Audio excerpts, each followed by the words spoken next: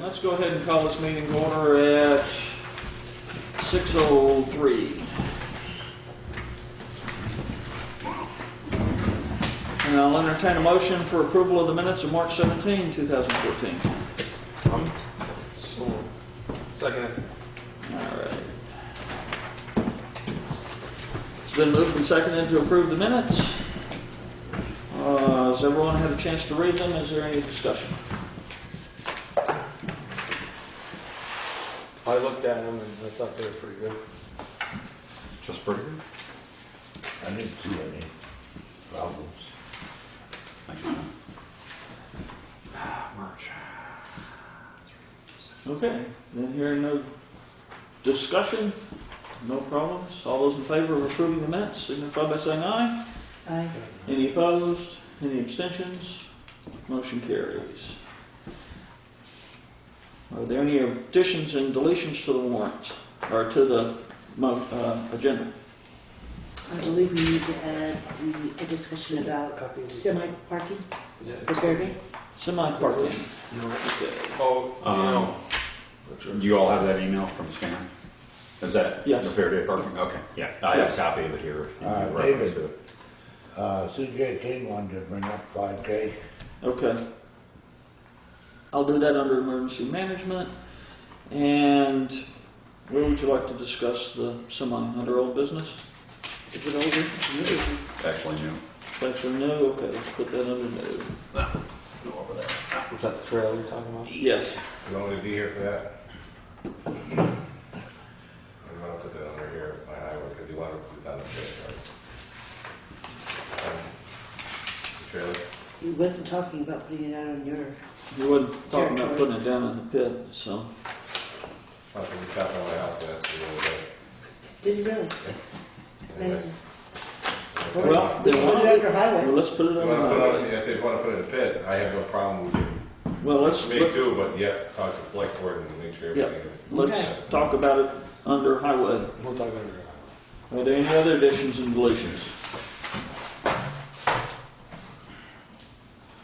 Just the correspondence that I gave to you. The weight permits are already on there. You do have a liquor license to sign. And, under appointment, appointments is already Fire on there. warden, Under yes, appointments. and I've got those added under correspondence. Because there's already a area for correspondence, so we'll. Yep. The overweight permits are already under highway. And board, we have a liquor license, 2 liquor licenses, and an appointment of the forced fire warden that will have under correspondence. Okay. All right.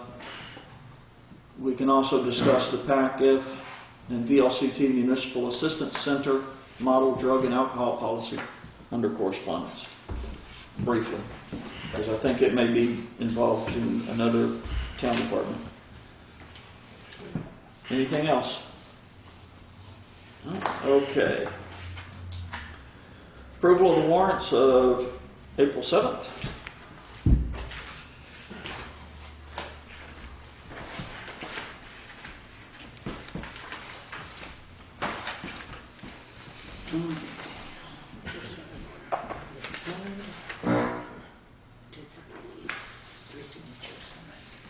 So I'll make a motion to approve check warrant number 40701, which is payroll, in the amount of $8,002.51.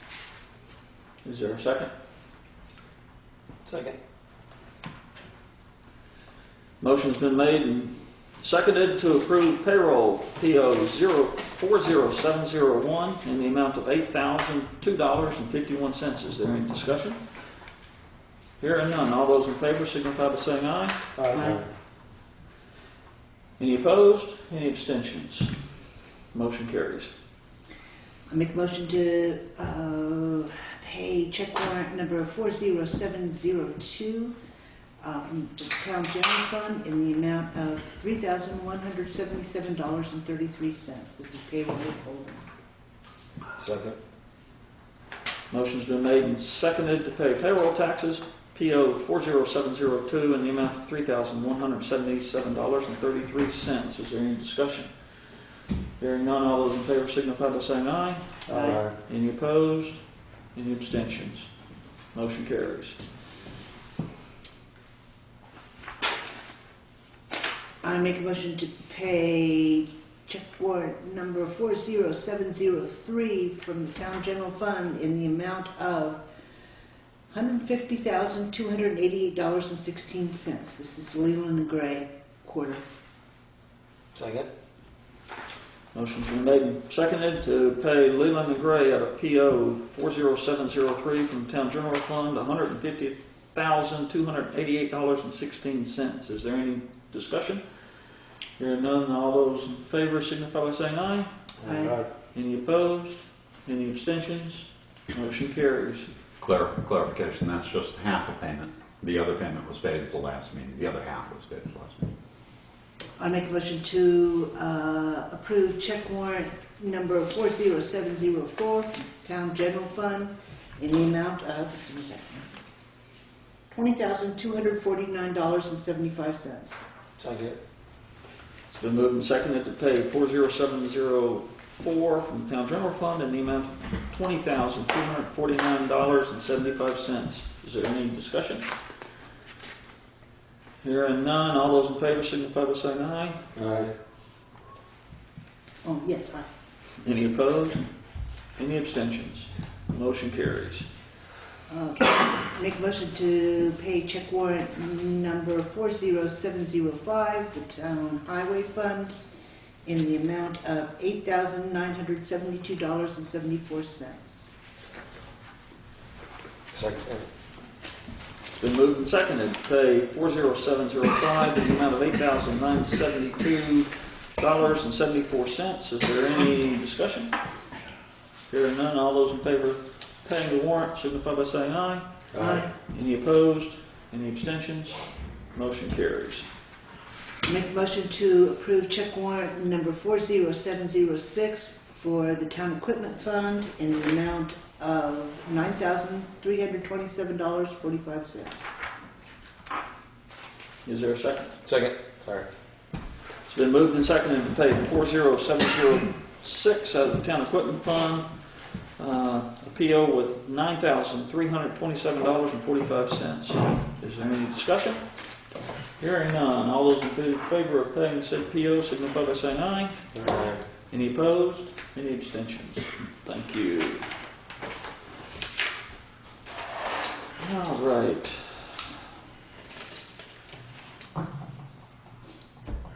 I would entertain a motion to skip ahead since we have a member of the public here and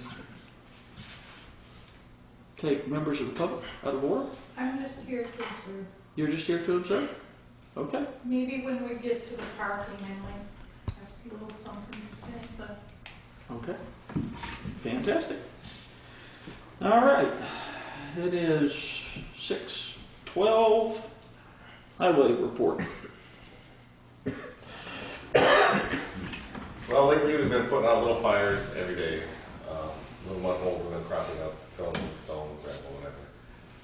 We had that big rainstorm not this past week and the weekend before. We fared pretty good. It probably took 8 or 9 loads of gravel throughout the whole town. The ice shelf on the side of the road really kept the water from going off the road. We did make runoffs throughout the whole town, which helped. It was tremendous. But we got to start thinking about things for spring and the summer. Sweeping, I had 2 prices for sweeping. BDM, which has been doing our sweeping for years, and Archie Clark. Archie Clark bought a little sweeper I'd love to give it to them, but it's a little sweeper, one dump our dump trucks. It's for a $25 differential in hourly price. It would be better to go with BDM. They come with 2 trucks, get it done in 1 day. Smaller sweeper where he's thinking it would probably take him 3 days to do the town. So I think we ought to go with BDM. I have them on call, for May. That's when they're gonna come up this way. They try to do all the towns in May up here, so just gotta give them the okay. But I do think that'd be fiscally sound to use them. We've always been using them too. So if we did use Archie, we'd have to dump all the piles at different turnarounds and stuff like that. Then we'd have to go back with our truck and loader and pick up the piles, and then bring them down the pit, dump down the pit. So it's a lot more work to go with a smaller unit. And I called Tenco up, and Greg Moore is supposed to get back to me about roadside mowing. We usually rent the machine for 2 years, and then go 2 years with the guy with a hired mower, because we get all the wooded stuff, the wooded brush and stuff with our mower. And then they don't seem to do that with their mowers. You know what I mean? They just make the 3 passes, and they don't want to break the machine, which I understand. So this year would be a rented machine again. So I got to get the contract with them. We can go over the contract, what they want for it this year. Other than that, I got all the truck prices right here. We can go through that. Everything's working right now. So I have enough more to say. The financial or the capital equipment loan, we have to get that in by the 15th. And the grant application, I'd like to put one in for paving, a matching grant. See if they'll do something for us. They might not, because they try to keep it even throughout the whole district and everything. But it's not going to hurt to try. If somebody else doesn't put a grant in, we can hopefully get it, We'll try anyways. Okay. What is the cost of the price of the BDM sweeping? $100 an hour. $100 an hour? Because we've got a purchasing policy under here that we're going to be discussing, so. And how many, you're thinking 1 day? They do it in 1 day. That's what we go.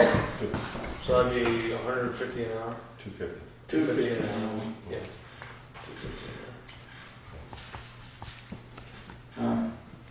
So what we'll do is we'll let you know on that. But you also don't have to dump it on the ground and they don't pick it up. Yeah, I know.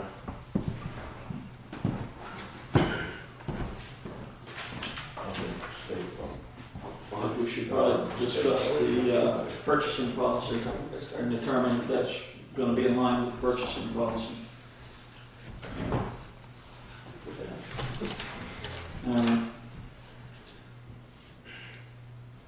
Okay. I do, and your overweight permits, I have one that was in my mailbox, they're copied one. Do you want to keep them on hand in the town hall, or do you have a copy in the town hall and want to keep the rest of the town garage? Is that what you want? Probably want to keep a copy in both locations. I never had copies at the town garage before, so Yeah. if we got it, I'll start a file. It'd probably be helpful to have a copy in both locations. The only restriction that we've got at this point for all of these is the Route 40, Bridge 42. So just making sure that they. But it all depends what the truck is too. Trailer trucks are on and off. They're not both sets of drive. All the axles aren't on at the same time. They're on and off. So What the prior board had been doing is making sure that whoever is trying to run overweight vehicles on the road, before they use that bridge, they get in contact with you. okay. So. No cement trucks up the road. That's not without talking. I guarantee you they didn't want to go over it anyways. Just saying. It's just on the page. All right, so on the agenda is the new plow truck. Board, what do you want to? I'd say we should go through the bids, and so then we have an idea what we need to apply for the truck loan. No, these are all apples and apples. All the trucks are the same front ends, rear ends, transmissions, same horsepower, torque ranges. So they're all really close on the way that they're written up. This is from Patriot. This is for Freightliner, SD 114. His price, this is without trade. Without trade is $91,130.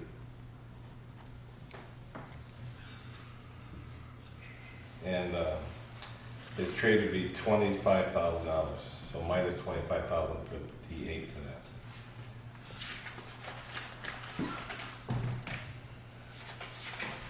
And his warranty is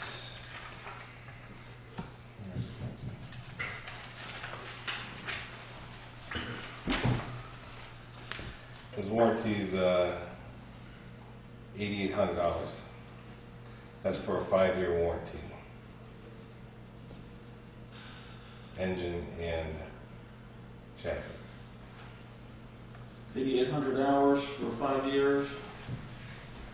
Engine and chassis. $8,800.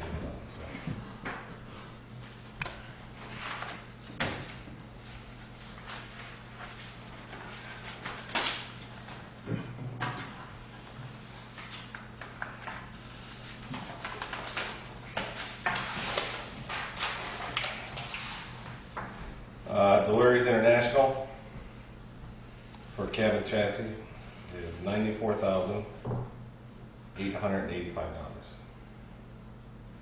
800 what? 85. Is there a model number on that? Yes, I'm sorry, 7,600.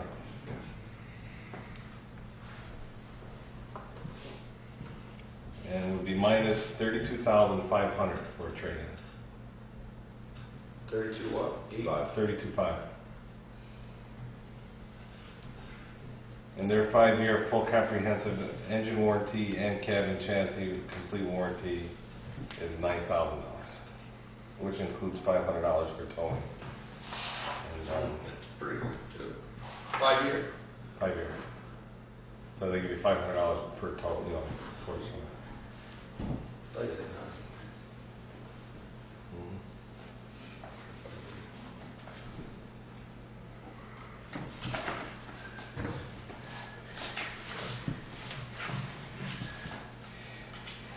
Green Mountain Kenworth.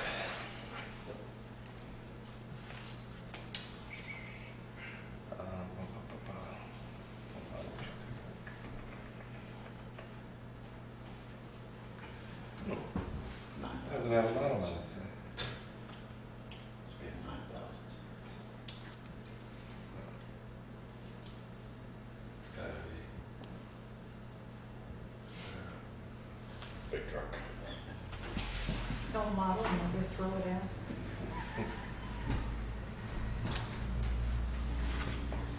I like the I cab. think I'm missing a page.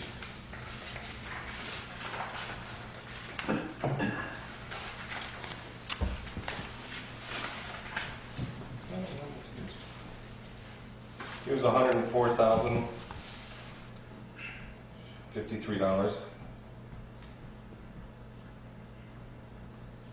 $22,500 for a trade-in.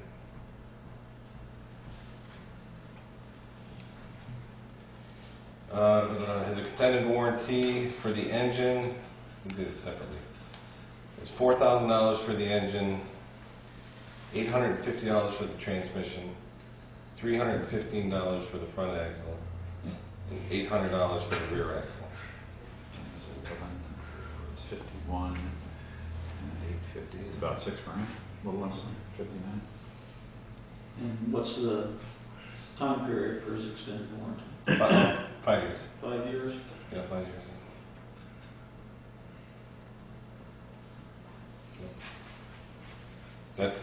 That's all anybody will go now is 5 years. Within the company, then they have to go to an aftermarket company, so they get very expensive. So if we continue on our plan, it would be a good thing to go 5 years. And that. So those are the 3 quotes I got. Yeah, Mac did not get back to me, so I called him back. They're usually very high. Just for a rolling check. The checks, yeah. It's just a check. Now the equipment.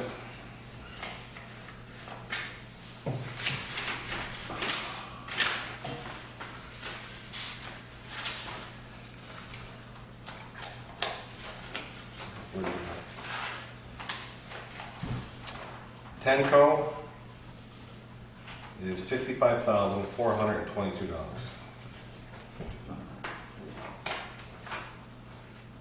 It was 55, 4, 422. 2. And that's for body, Body, plow, Plow, wing, wing. yep, also lights, pump, hydraulics. okay.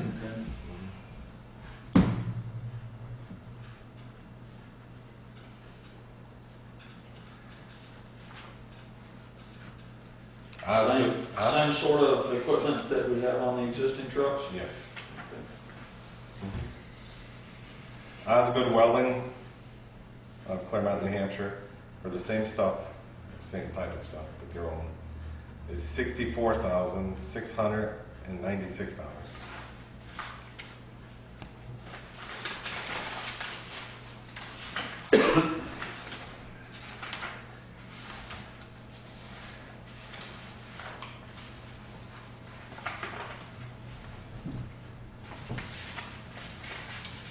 And HP Fairfield. So we get parts from, we have a Fairfield, we have an Everest. Okay, now with the International. It is $59,990.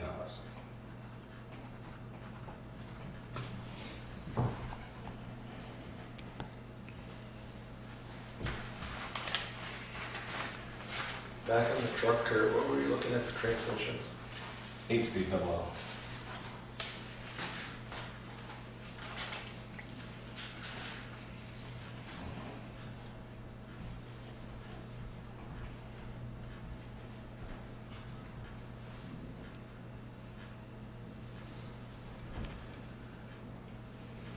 You get a recommendation. Do I have a recommendation? Yeah. In this case, we could go with the lowest bids, would be fine with me. We already have a Timco body, we have 2 Everests. That's it. That's Or it. one, One Everest, 2 Tenco. that's it. And the Everest is on T8, yes. Oh. It's on T9. Oh, you're right, T9, T9, the International. Tell you this is.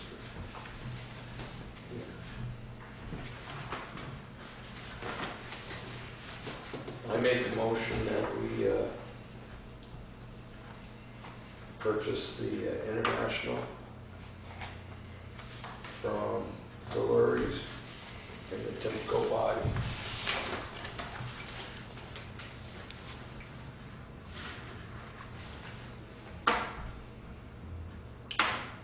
Timco.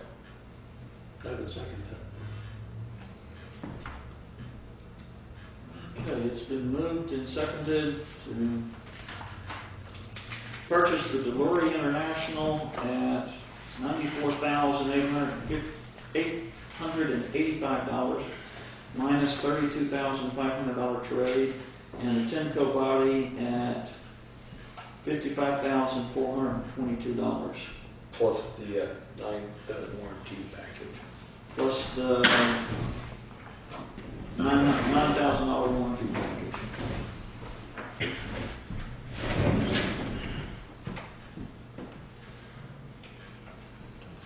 Is there any further discussion? Just a question on that. The warranty was front to back on Yeah, the International. they're all complete, yeah. So, try to get the same warranties for all.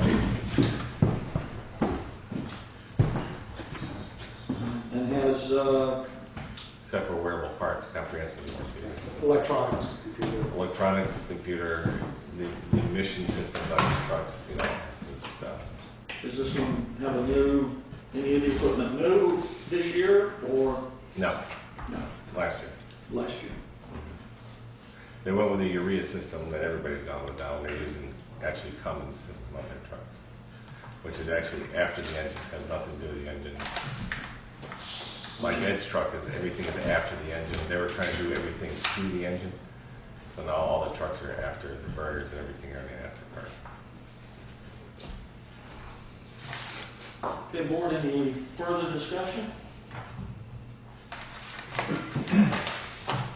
Here. I'm on board, but what are the additional costs after you get it in?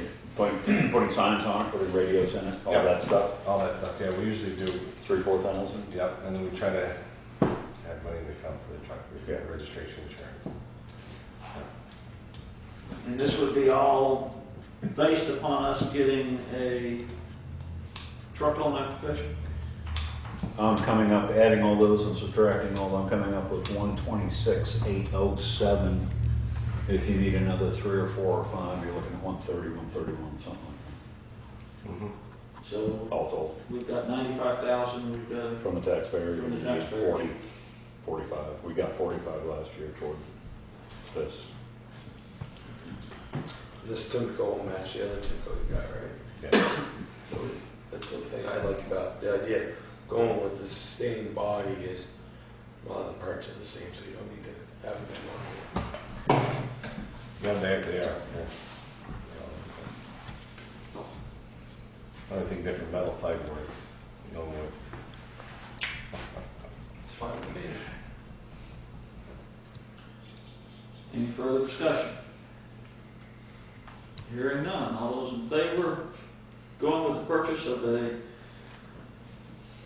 Delory International body, Delory International 7,600.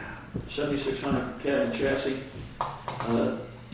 with its extended $9,000 5-year warranty and a Tenco body, signify by saying aye. Right. Any opposed? Any abstentions? Motion carries. Do you guys want to start talking about the rubbish truck too? Not quite yet. Not quite yet. Truck loan application. So we need to have enough information to finish out the truck loan application. And get You that. have enough, you have Yeah, enough information, we'll have it in by probably the middle of the week, end of the week, latest. So what he's got, you got, Yeah, we'll merge the two and get a clean copy. Okay. All right. Is there any more discussion on that? Hearing none. Overweight permits. We have overweight permits from Carlton Trucking for a single vehicle. United Natural Foods Incorporated, Chesterfield, New Hampshire, for their fleet.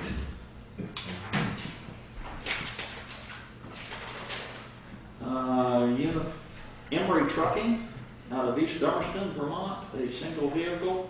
Mhm.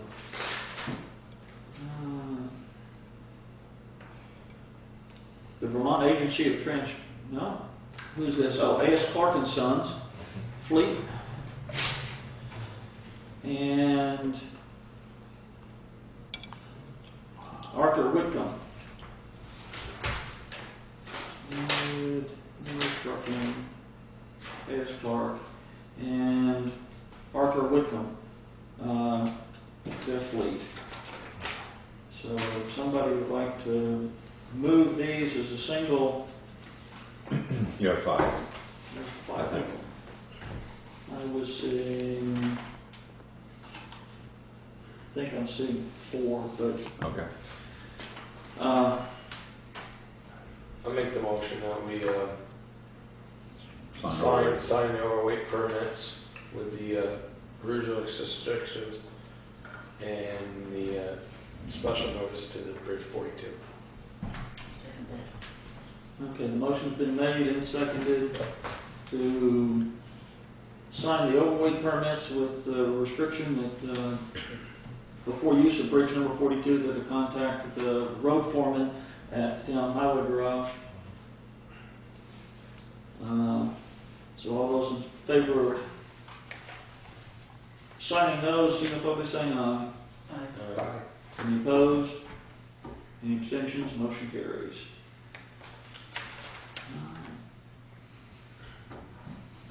So then what we'll do is after the meeting is done, we'll make sure that those are signed, that it's got the stipulation on the bottom of them, and we'll get you a copy of it. So there's a copy here at the town hall and one for the library. Sure. All right. And the highway mileage report, Yeah, we went over that. That should be correct. it should be correct. Because there was a note from for 2 or 3 years, I've been trying to get Favreau Corners off of there. And then last year's, I didn't see last year's, had a note on the bottom about Favreau Corners. They did deduct it, so the mileage is correct. Okay. Just noting that I found apparently a typo on the class 3 mileage. Oh, unfortunately. Our last file report was 44.66 miles, and currently the state is telling us class 3 44.88, so 0.22 miles difference in the total. Okay, so we need to correct that. Based on last year's submitted report to the state, which I have a copy. Okay.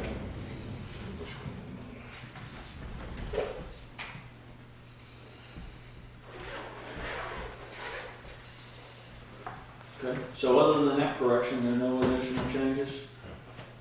So then I'll entertain a motion to sign the corrected highway mileage report and get it forwarded into the state. Speaking of highway mileage, in our statutes and in the class I just went to in Wardsboro about grants and getting loans and stuff like that, they really stress that, I really hate to do this, trust me, once a year we should all get together and cruise the roads together in the same vehicle, same powwow type thing. Sounds like a bus trip. Sounds like a van trip. Believe me. I don't want to do it, but we probably should do it because it's just, I don't think it's ever been done the correct way, you know what I mean? You know, something that I've thought about a lot is, what happens if the dam shuts down that dam road? State forest. Everybody basically has to travel over state forest road. Or through Wardsboro.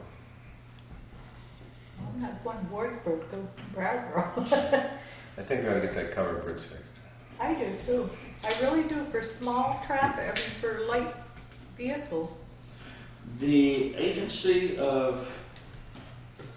Vermont Agency of Transportation owns that bridge, and I thought Historical Society. well, the Historic Society of the Vermont Agency of Transportation owns that bridge, and when they rehabilitate it, it's only going to be for foot traffic. It is not going to be for vehicular traffic of any type. We've even asked them about motorcycles. What a shame. It is, and it's something that the town That's going to be could. a lot of work, a lot of, what do I want to say, repair and state forest road. I mean, if that's only going to be our only means of transportation out of there, you're going to have quite an expense to fix that road. To keep that road fixed, yes. There may be a place there, what is that, Stevenson's Corner? Yeah, no. Just You mean, between the bridge, between the covered bridge and Stone Archway? between the covered bridge on State Forest Road, Yeah. across from State Forest Road, between the covered bridge and Mary Myers. What is that's that? Stevenson Curve, yeah. Okay, Yeah. Stevenson Curve. There might be a place there, but of course the town would have to bear the expense of building a bridge across that.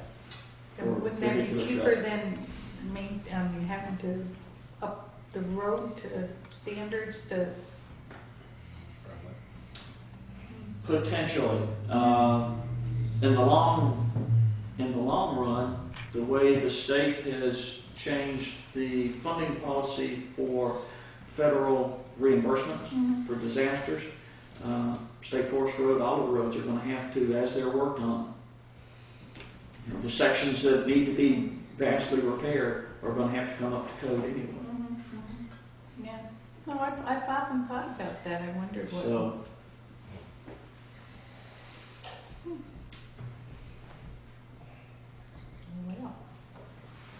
unfortunately, we're having to maintain the road over the top of Townshend Dam, but we don't own it. Yeah, I realize. Don O'Bonnell from the Army Corps of Engineers said they have that earmarked to pave the top of the dam. Either this summer or the next summer. So that would be a big help to us. Okay, I'm sure that they'll keep us informed as to when they're gonna pay it. Okay, so we've got the highway mileage report. I'll entertain a motion to sign the corrected highway mileage report and get that sent into the state. Okay. I have a question for Mr. Hunt. Did Mark Pickering call about? No. Okay. Should I expect a call? I called him. I'll call him again. Is there a second on that motion? Also, Any discussion? Hearing none, all those in favor, signify by saying aye. Any opposed? So what we'll do is we'll get that signed as well. The Yeah, get that. financial report. The financial statement is a part of that. Yes, and get that sent in. Okay. Okay. And finally, the semi-truck for use by the semi-truck that Trailer. trailer that the Gray Scotch. Gray Scotch Fair Day Auxiliary wants to use for furniture and correct auction. for locations. They were discussing it with you as far as putting it down in the town pit.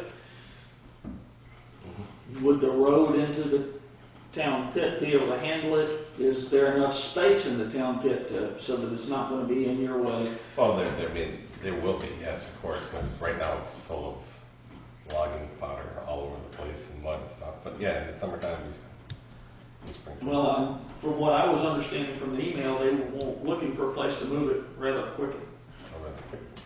They're looking probably around, I can't remember, I'm thinking the 1st of May. Did I put that in email? Stan was saying sometime in May through July 30th, whenever they're done filling it up with auction stuff. So they're going to need ready access to it to move stuff in and out. You know, on a pretty regular basis. actually going to these gravel pit courses, it might not be the best thing to have in there. Because if they're having people come in and drop stuff off, Between May 1st and July 31st, thereabouts. then the gravel pit, we know we already have to keep fairly well secured. My concern would be the occasional ventilation hole that may be inadvertently placed in that trailer. And while it may not harm, it may add character to some of the antiques. Value add. Is there room for it over by the ball field, over by the septic system, over in Townshend? I was thinking the same thing. I don't think you'd be able to put it over on the ball field because that's all. Couldn't you put it parallel with the garden over there? You got plenty of room. Yeah, but don't they use that? They use that for parking for funerals and stuff. If you They don't park for the garden. no, but across the road, isn't that where you're talking about? No, I'm talking right next to the garden. Like between the garden and the cemetery? I mean, it's only about a 50-footer, 40 foot. 40-foot trail. Yeah. And it's Larry rules, so I mean, he'll bring it in. It's only 8. There won't be any problem. Is the ground hard enough to take it? From a little bit like that way. May 1st. It's only 8 feet wide and Yeah. 40 feet long, so. Good. Good fill. I'd rather see it put over there. I mean, it'd be better than putting it in the pit. I agree. And it'd probably be better there than at Taft Meadows. I have a question. Can I ask a question Yes, ma'am. about this? How much does the town of Townsend have to do for Grace Cottage? There are several policies that we are looking at, one of which is that the organizers of large events from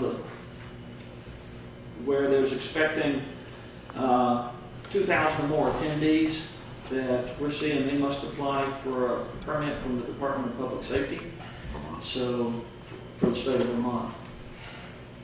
So, there's some conversations that we have to have with Grace Cottage, although Grace Cottage and the Grace Cottage Hospital Auxiliary are two separate entities. They do have some loose ties, but I just feel that, you know, with the number of tax exempt properties that Grace Cottage has in this town, we give up the common for a week. They use the common for the field days. Why can't they move that down on the ball field? It used to be, Townshend Fair used to be down on the ball field. that was probably before my time. Oh, way before your Your time. Didn't it, Joe? I mean, you remember when it was down? I've been there. Yeah. Down on Down on the ball down field. on the ball field. Yeah. Yeah. Mhm. Yeah. That might make parking this year. Yeah, it always was, but that was one of my questions that I wanted to Yeah, talk, you're like you know, that. and I like was the not sewer even runs on the town property, they use the common. I mean, and they couldn't even put on a luncheon for the town meeting. I mean, that was kind of a, you know, for all the town does for Grace Cottage, I thought that was kind of, I know it's the directors, I realize that. The problem with the luncheon, and we are getting a little bit off of the topic of this particular I semi-truck. realize that, But the problem with the luncheon is that the Grace Cottage Hospital kitchen is not certified to do that type of catering. And so, while they've always done it in the past, the last couple of years, they've been discouraging. From what I'm hearing from some of the directors, that they've been kind of circumventing the. well, I just feel that we do a lot for Grace Cottage, and I don't know what we get in return for it. Okay. So, board, going back to the semi, sounds like the consensus is to ask them to put it between the garden and the cemetery over on, over by the ball field. Is that actually town property? The ball field is, no. No, that's on that cemetery. I didn't think it belongs to the cemetery. Yeah. That would belong to the cemetery commission. So we would have to ask. the So we would need to actually ask the cemetery. Where the community garden is, it belongs to the cemetery? Mhm. Yes, Yes. I believe it Is it does. the ball field up above then that belongs to the town? Yes. Yes. Okay. Part of that stone wall runs down that tree line. It's part of the property. Okay, I thought that was all my I thought parcel. the cemetery on that too. We would need to do Need to clarify. we would need to clarify that. Tap that. Can't get it. Have to get an access permit. We've got to get an access permit to go out to tap things. Okay, so we need some clarification before we can answer that question. Is there any other? I'd actually like this, if Kurt's got some prices on a compactor, I'd like to at least, or get some information from him, what he's got. I know it's under old business. It is under old business, And I didn't want to so, hold him up. I can give you that when you come to the shop. Okay, that works. okay, Because that was just the thing, is that I don't think we're gonna purchase one right today or the next meeting, so okay. we should soon. I just was saying, Okay, all right, all set? Any other questions, board? Very nice, thank you, sir. In a second. Okay.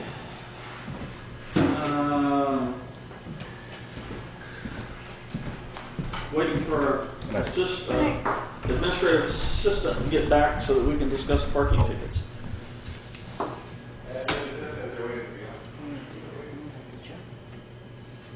what time is the guy coming at 7, right? Well, and you're right, the sheriff is supposed to be here, so why don't we skip forward to the town clerk's report? Has everybody had a chance to review the town clerk's report?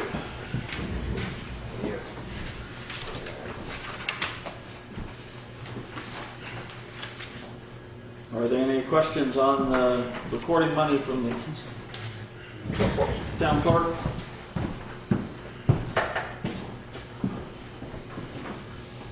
Okay, hearing none at 6:48. Let's move forward to the treasurer. Okay, in bank account, you have $449 and $449,183.51. And left to collect,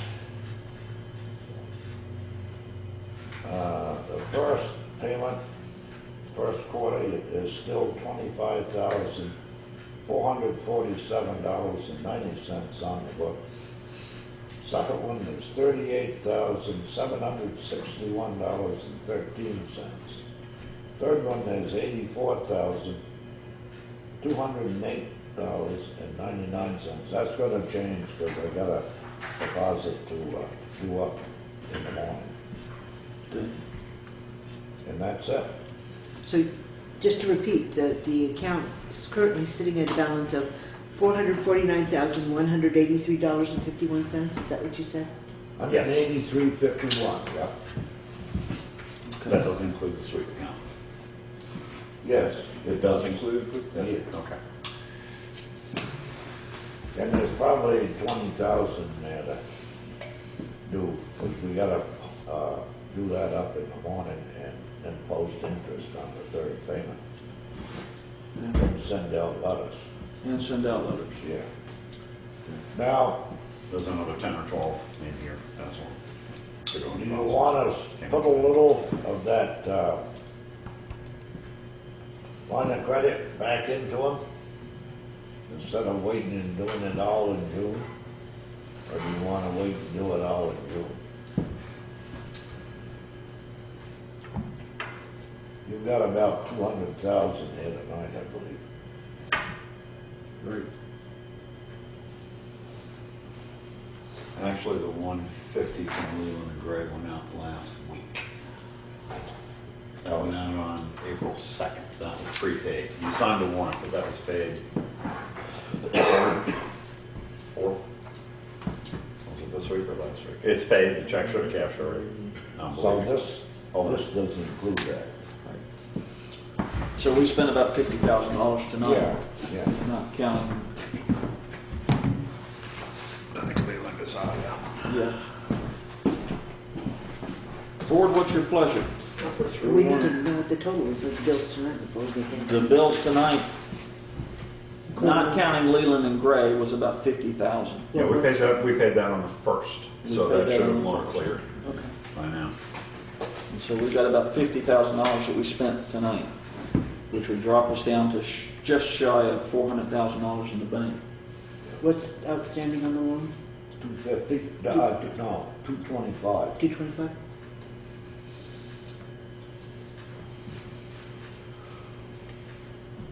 I don't know what to recommend. There's about 30,000 in the drawer there coming up on the next round. And we're only on this one for the 21st of April with a couple of heavy payments to make. Garage bond for 12,000, 13,000. Rescue, VLCT, insurance, passive insurance. Plus the usual, if we add another 30 or 40,000. In April, you're gonna be looking at maybe 70,000 out. I mean, if this continues the way it's going. What is it costing us to keep that money out? What's the percentage?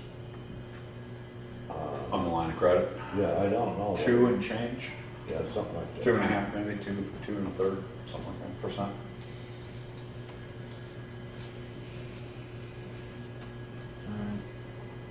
So that's going to be It's not much, but it is all due and payable by June 30th. by June 30th. Okay, board, what's your pleasure? I would,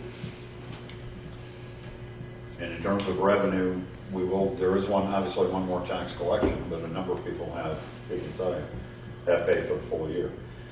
And at that time, of course, we will owe the schools last quarterly payment, 600,000. right.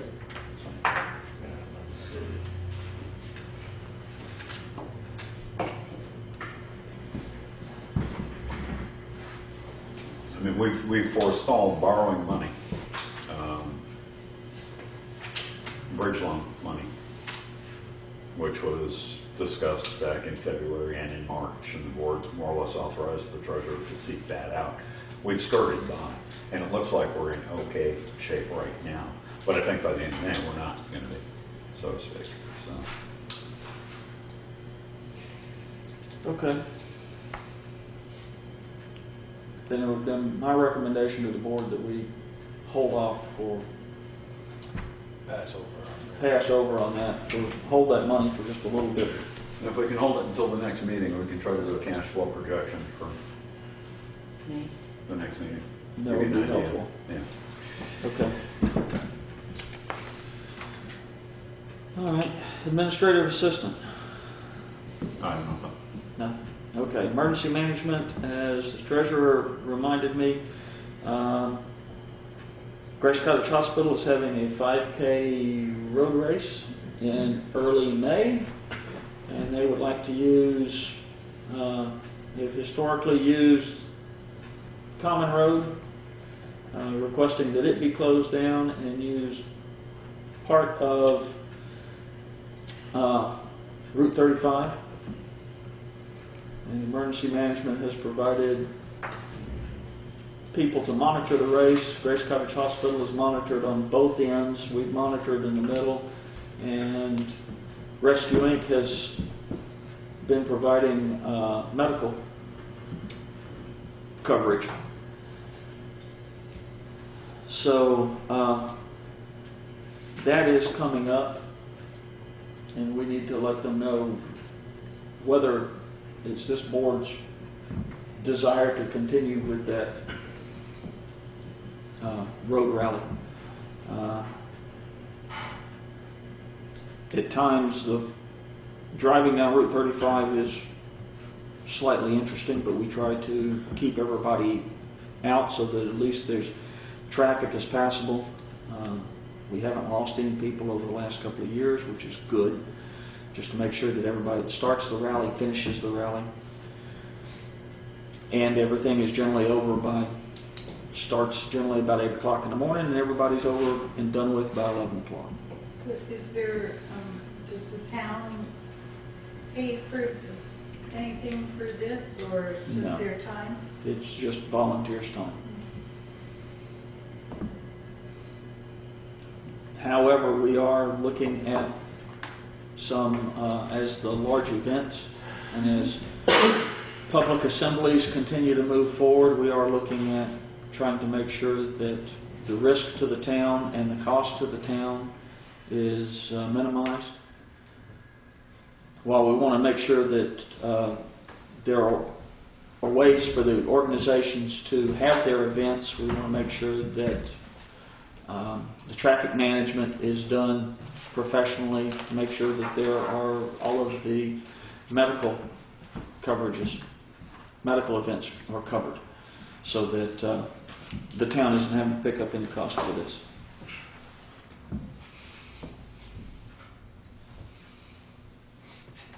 I make a motion that we authorize emergency management to work with the 5K at Grace Cottage. Is that what you're looking for? That's what I'm looking for, and to be able to close Common Road between. Common Road and Route 35 between. I'm not going to close Route. No, I don't want to close Route 35, but I just need to Close Common Road and obstruct Route 35. Well, the select board permit the race to Yes. take place and emergency management to right. be involved, and that will Yes. cover the conduct. Yeah.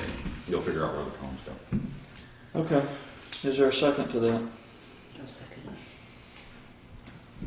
Any other further discussion? As I said in the past, we've tried to do this to keep traffic moving as fast as possible. The discussion was on it. Someone needs to be in touch with Rescue, because they are sending the bike team out this year for those types of events, and it may help from all aspects of this event to actually have the team riding with the runners. but I don't know whether that would be emergency management or whether that would be Grace Cottage that needs to contact them. The emergency management will contact, because Grace Cottage doesn't really have the authority to start requesting these individuals to do that. We've also in the past, at no cost to the town, used signage from the sheriff's department so that people are slowing down.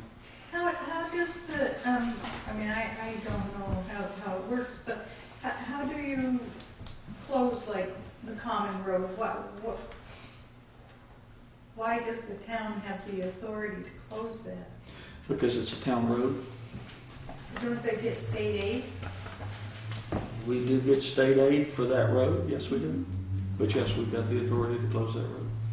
The state gives us I understand authority that to you did. manage that road.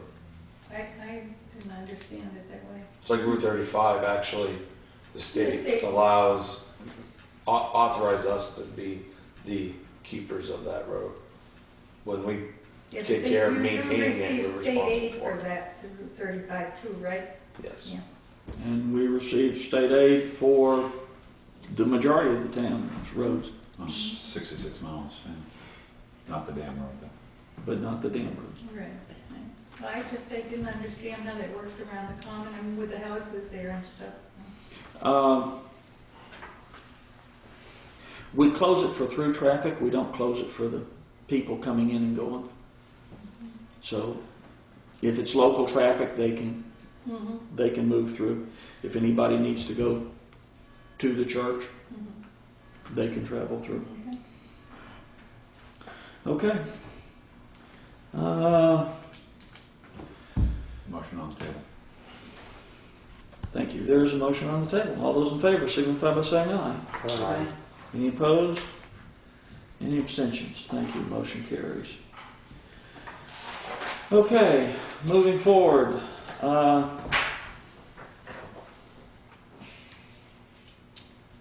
entertain a motion to skip correspondence temporarily and move to members of the public. So moved. All those in favor signify by saying aye. Aye. Any opposed? Thank you very much. Mr. Thorell. Thank you. I don't know, I think any of you yet. I'm Dale West. Dale West. Dale, hi. Bob, of course. Button, of course, Deerfield. Peter, I was from the existing board, David Disney. Oh, hi David, yeah. And Kathy Higgy. Kathy Eaton? Nice to meet you all.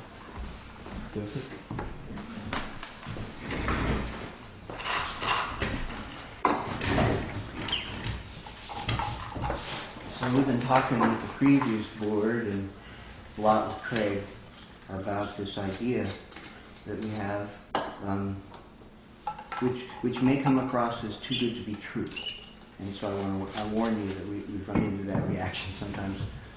What we'd like to do, what we talked with the other board about doing, was building a community solar installation at the old town dump. You know the piece of land up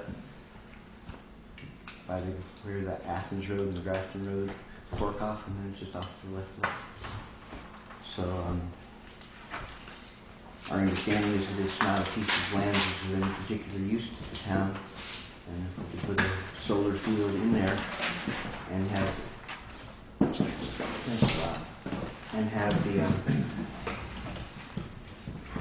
the town benefit from that it would be a win for everybody involved. With the recognition that we have to do something to find new sources of energy to fuel our consumption of electricity, and especially knowing that as we move into the future, we're going to be needing more electricity. We're going to be moving to heat pumps, heating houses, and we're going to be moving to electric cars to get away from fossil fuels. And so we have to find lots of ways to generate that energy, and solar panels are the cleanest, and in a lot of ways the least obtrusive. I mean, a coal-fired plant isn't obtrusive if you don't live near it, but it's obtrusive to the atmosphere. So we're hoping that we can build this community solar field on the town dump, and as make the town the beneficiary of a donation from that field of 10% of the output of the field. So the town would receive an estimate just a little less than $5,000 in the first year. And as electric rates go up, that donation would go up too. So it'll offset a pretty big chunk of your electric bill, and that offset will keep on growing as the electric bill grows.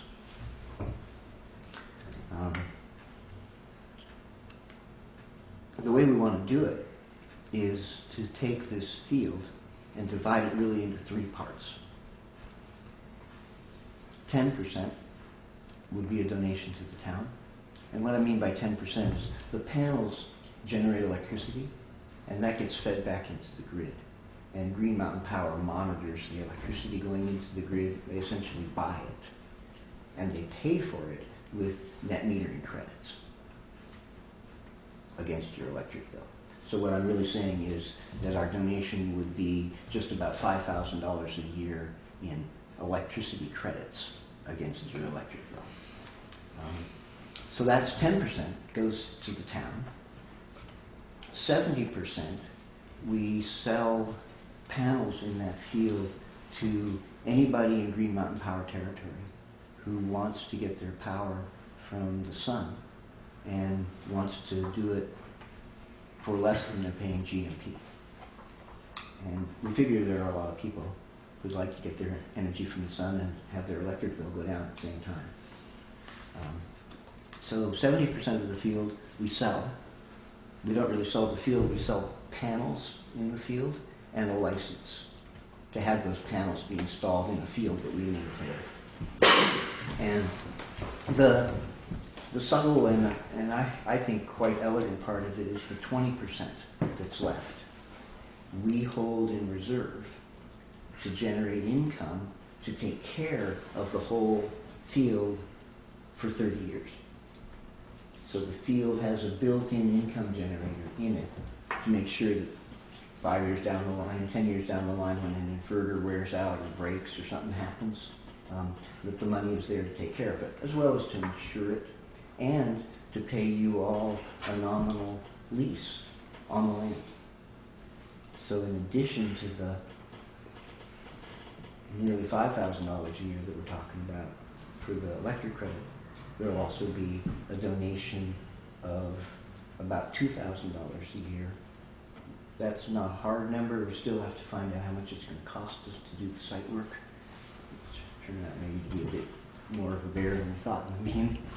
It's always true of us. But it'll be about that, about a $2,000 lease payment. So the town will make $7,000. And the 20% of the field will be there so that the town won't ever have any expenses, taking care of the part that's theirs, and the people who buy the solar panels and put them in that field won't ever have any expenses either. And in order to make that happen, the little tricky part of this is that instead of putting just 10% of the donation as a credit on your bill, we're going to put up to 30% of the credit on your bill and ask you to pay us for 20%. So basically what will happen is, instead of paying Green Mountain Power, let's say that the whole amount is $100. And so we'll give you $10 donation, and then we'll give you $20 more worth of electric credits, and you pay us $20 for them. So you just pay us instead of paying Green Mountain Power for that bill. It doesn't cost you anything, but what it does do is enable us to turn the electric credits into the cash that we need to maintain the system, because we can't pay for the insurance with electric credits. You might be able to get the insurance credit. Okay? I understand. Oh, okay. But can you do that breakdown again? You're looking at 10% to the town, Yeah. 70% to the investors, and then To 20% townspeople. to a maintenance fund. Yeah, basically. 20% to a maintenance fund. And unlike other plans that other companies have come up with for providing solar for municipalities, this one doesn't involve any wealthy out-of-state investors who are coming in and taking the tax benefits of it. The tax benefits of the 70% of the field will go to the people who buy panels in that field. So they'll be able to buy the panels and still get a 30% federal tax credit on their purchase.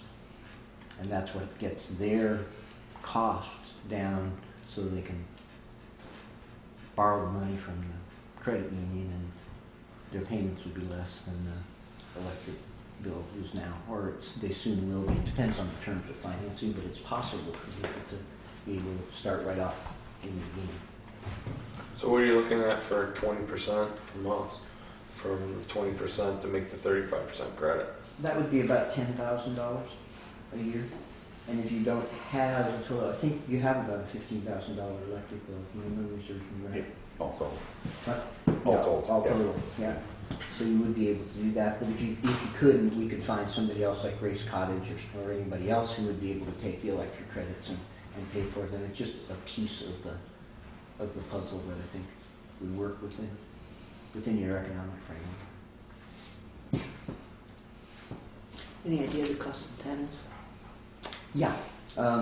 For a community person who wants to buy in, or a business, the panels will cost $4 a watt. And they get a $1.20 federal tax credit. So that brings them down to $2.80. And we figured that since 20% of the field is going to maintain it, 20% of the total cost is going to maintain it. So that's 80 cents of the cost is for the 30-year maintenance contract. So they're at $2.80, and then 80 cents less than that's $2 a watt, which is really cheap. I don't know if anybody's been following the solar world out there, but 3 years ago, solar panels alone cost $2.25 a watt. Okay. So what's making it possible to do this for the first time is two things. The prices of solar panels have fallen dramatically over the last 4 years. They're now below $1 a watt for the panel themselves if you just go out to buy the panel. Vermont's net metering legislation. Vermont has some of the most solar-friendly net metering. Net metering is the ability to generate electricity and feed it back into the grid and have the grid buy it. And Vermont has great net metering legislation. So we have this narrow window between now and when this federal tax credit expires, which is in 2016. People who have gotten it by then will keep it beyond then, but new people won't get it after 2016. So between now and then, we have this great opportunity to be able to provide electricity for people and have them not have to pay more for it. I don't know if you all are familiar with the Cow Power program from Green Mountain Power. Yes. But they've had a program that quite a few people in the state have bought into, where they get their power from methane digesters that are run on dairy farms, and people pay 4 cents a kilowatt hour more than they would otherwise to join the Cow Power program. So we're coming and offering a program where they can pay less than they pay now and still get power from the sun. So what we're hoping for here is a smile. Thanks. That it would be nice to receive $7,000 a year. You don't often get that opportunity. And just that if you feel any excitement about this, you'll talk with your friends. You'll say, we'd really like to make this a Townshend project. We'd like as many people from Townshend as possible to be able to buy into the project. It would be open to other people. But just the opportunity to be doing something good for the town, we hope will motivate some people to look at whether it's something they want to do.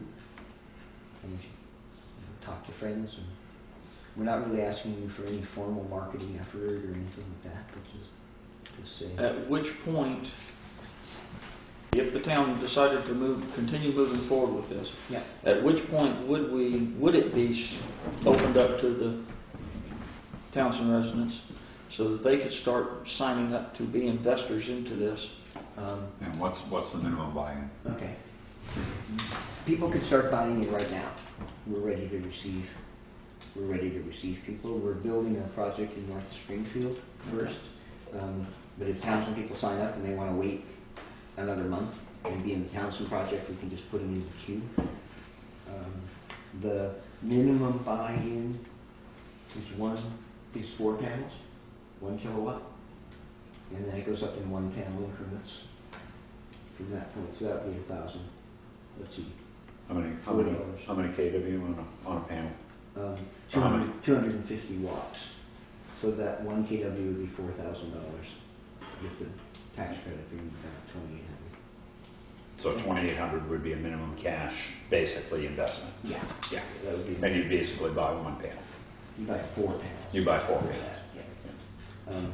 There's a program at the Vermont State Employees Credit Union where you could go borrow the money to do that unsecured. And we have our fingers crossed. We had a great meeting with the president of the River Valley Credit Union 2 weeks ago, and they're talking about creating a program where people can borrow money from them secured by the net metering credits.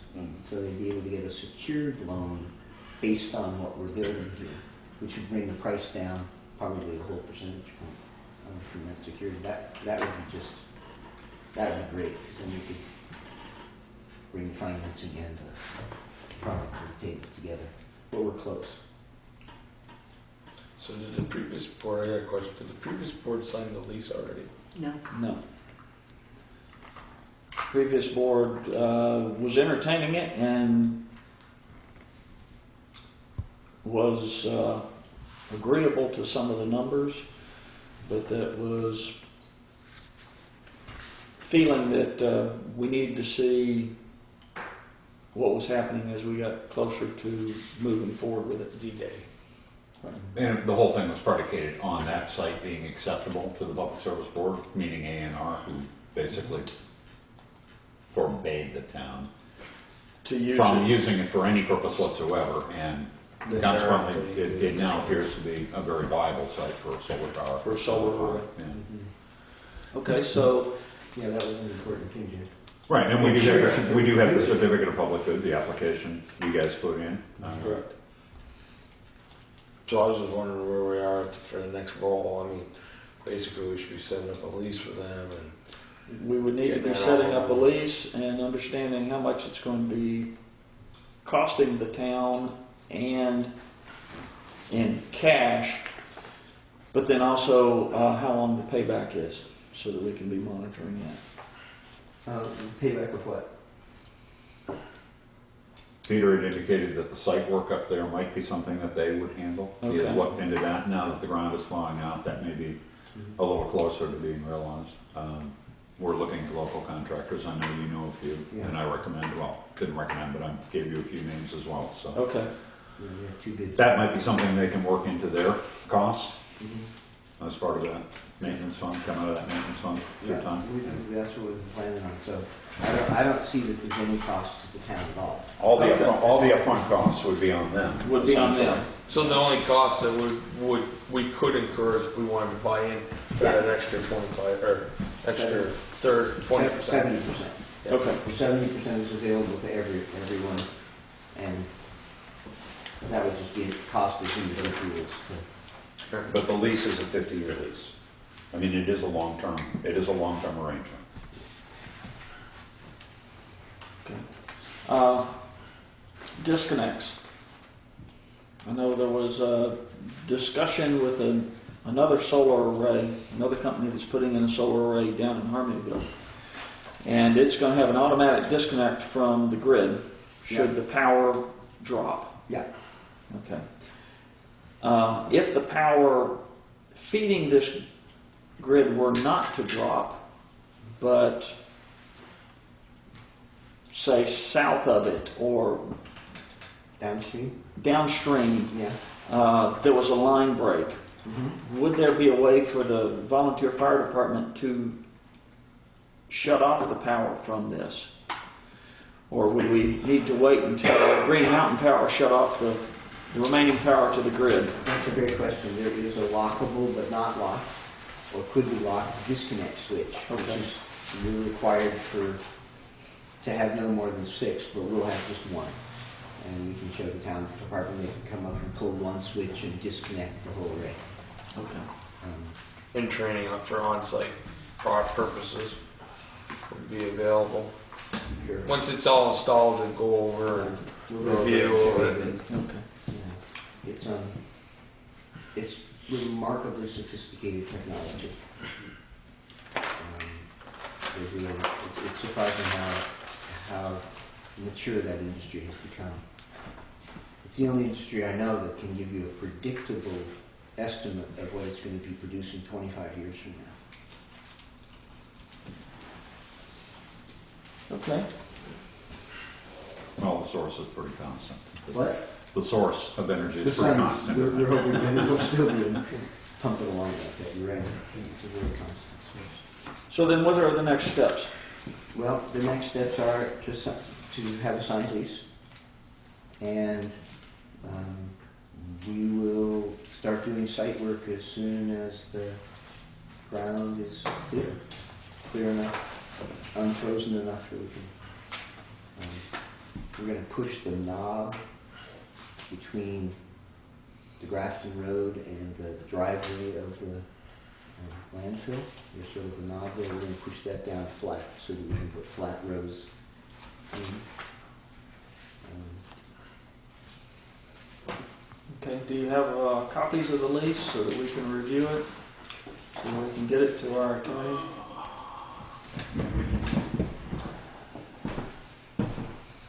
This is what we had from you Yep. before. And I don't know if there are changes been made. This is 4 or 5 months old now. Yeah. maybe it'd be better off if he can get a final copy and email it to him and then send to us for review. And what is the timing that you were looking at? Because this is May 7th, so... April Did I miss a month? No, I'm missing days. Today's the 17th.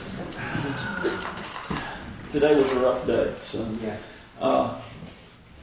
Our next meeting would be, where we could take action on this would be 21st. probably the 21st, unless we called a special meeting. So what is your timing? Well, we're going on trust that this is all going to work. We've been moving forward all along and had to take a lot of actions as if it were real, and we'll continue to do that. Okay. As long as I still have a sense of, genuine goodwill, it's something we want to make happen. We'd like to have the lease. We had talked about a 50-year lease, and we've had a little bit of a change of heart as we sat in our company and said, we really don't have a 50-year crystal ball. We think we got a pretty good 30-year crystal ball on all this stuff. So we're selling 30-year licenses, but then people have the option to renew or renegotiate the license at the end. So in case, something that we can't imagine today has happened in 30 years, somebody has invented a power generator that everybody puts one in their home and there is no grid anymore, or I can't, I spend my time trying to think of what it could be, but I realize I can't, So what we would really like would be a change in this, that it would be a 30-year lease with an option to extend at that time, because if at the end of 30 years it just didn't make sense to go on forward, we wouldn't want to be obligated to pay 20 more years of lease payments. Or we could say, as long as the field remains productive. Can you forward me a current draft lease agreement? And if it's the same as this, you need only send me PDF changes Okay. and annotate the page numbers, and I'll just collate it. Okay. And we'll get a copy out to our attorney and make sure the board has a copy to review. That'd be great. Thank you very much. Okay. Board, do you have any further questions, comments? One thing that I learned from the other one is probably in that agreement I'll have a decommission agreement and all that stuff too, right? Yeah, it'll say that in the event that we shut it down. One of the really nice things is we're setting these things on driven piles. So when it comes time, we can just take them, pull them back out again, and walk away, and the landlord just had 30 or more years of lying fallow and building up soil. That's all I just asked. I wanted to make sure, so Yeah, we're not trying to reinvent the wheel later. Okay. Mary, do you have any questions? No.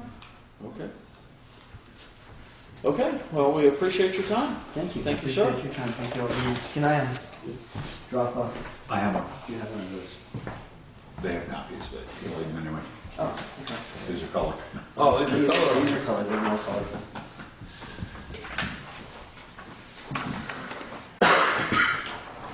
Thank you all. Would you like one?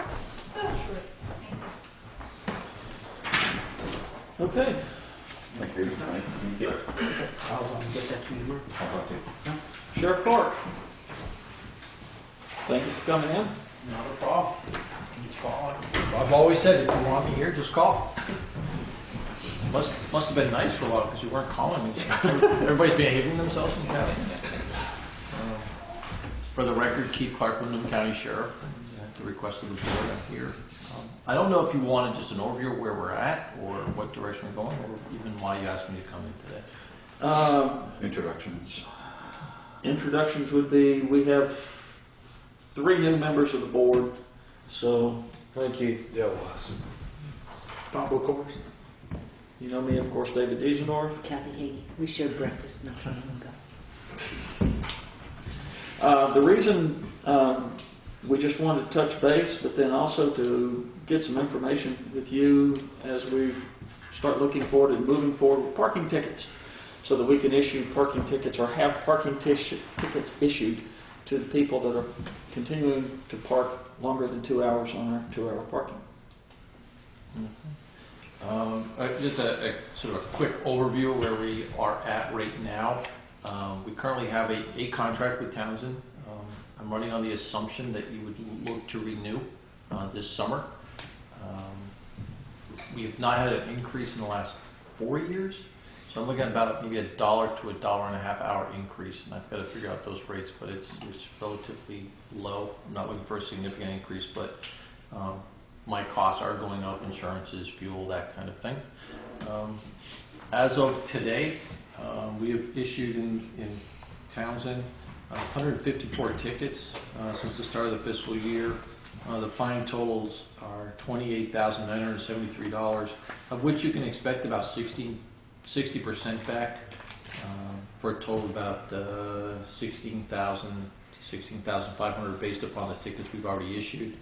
At the rate we're going, and we're not writing a lot, your law enforcement will pay for itself this fiscal year, your return. And the reason it's an estimate is there's a formula, and it all depends on the ticket and how soon.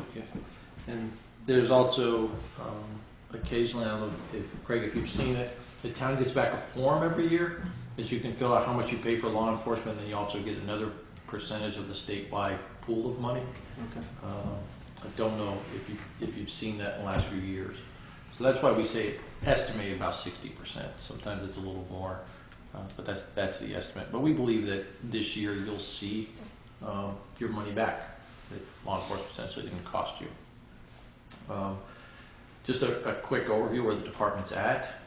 You may have seen in the paper a few months ago that I said that I was looking to hire more full-time deputies. Traditionally, sheriff's offices in Vermont have operated off part-time deputies.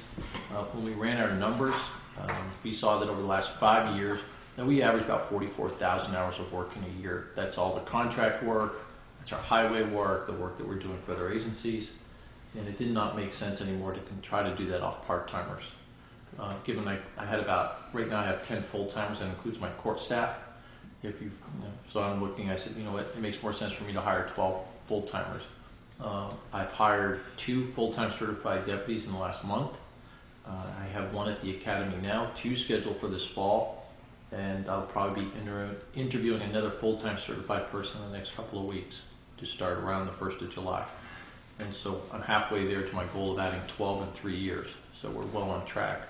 What we're finding is that's enhanced our ability to provide more consistent hours to the town.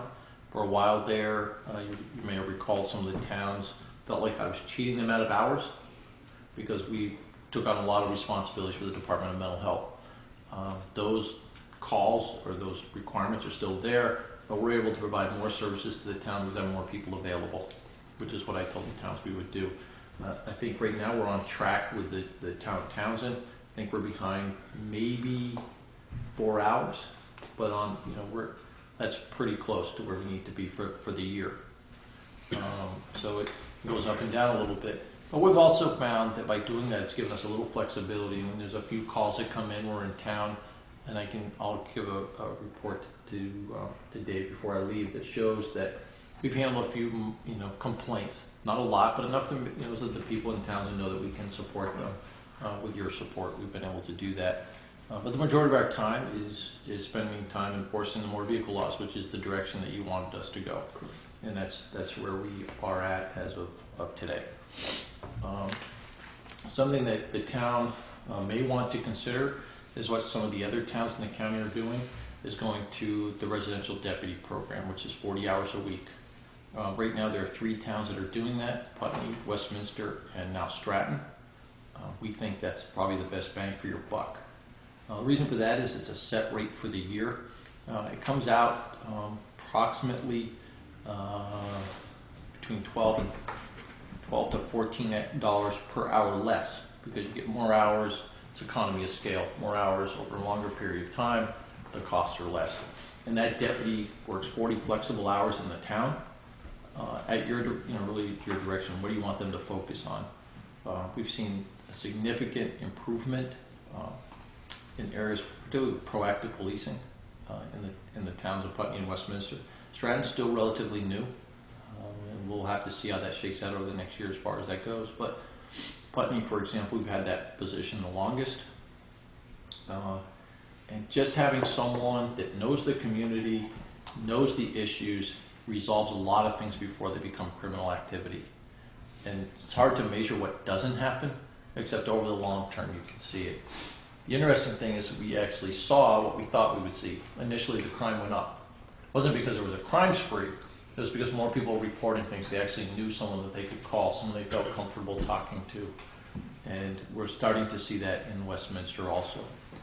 By having towns that border each other, having that program, we offset their schedules so they support each other. So, for example, if the Putney deputy's on, the Westminster deputy is not, a call comes in Westminster, the Putney deputy will go. And it goes the other way. When the Putney deputy is not on, and there's a call coming in, the Westminster deputy will go. So it's sort of like regional policing without having to run your own police department, and it works very well. So it's a program that I would encourage you to investigate and see if it's a value to your town. Feedback. Again, upside is this is a person that you see pretty much every meeting, very familiar with what's going on in the community, so it may be something you'd want to consider. Again, it doesn't change how your revenue is generated through tickets. It would work very well if you're looking at doing parking enforcement to really understand the issue and could work with you on programs like that. So Can you give us the cost for that as we roll into this next? It's about triple, isn't it? About triple. About triple what you have now would be, right now your contract's for 20,000. Yeah, you're looking about 54,000. And again, that's 40 hours a week. But with that also comes, we get, again, the full-time support from my office, supervisors, and myself.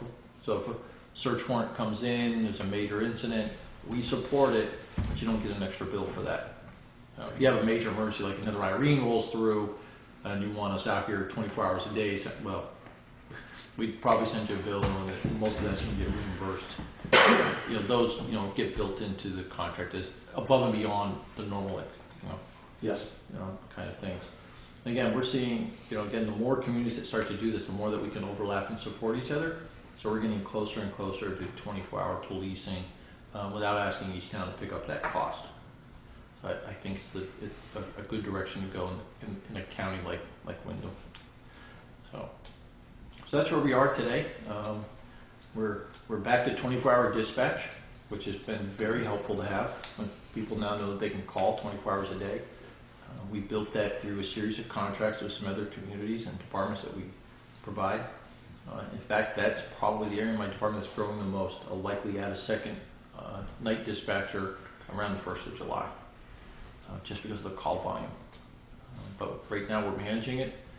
We dispatch for 2 other agencies plus ourselves. It is growing. It's nice to have that 24-hour ability again that was gone for a few years. Yes. So that's where we are right now.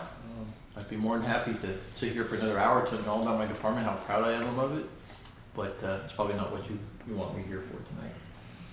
Um, I apologize for the sniffles. That's okay. My That's wife fine. apparently works in a company where everybody has to come in and cough on her desk, so I get everything that comes with that. That's on the record. It's on the record.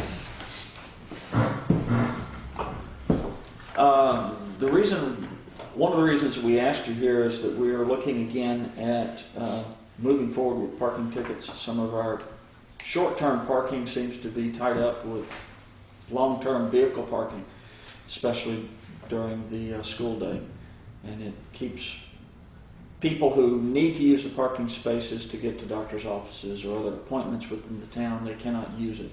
So we're looking at moving forward again, just to see what the town has to do so that we can have someone ticket those parking areas.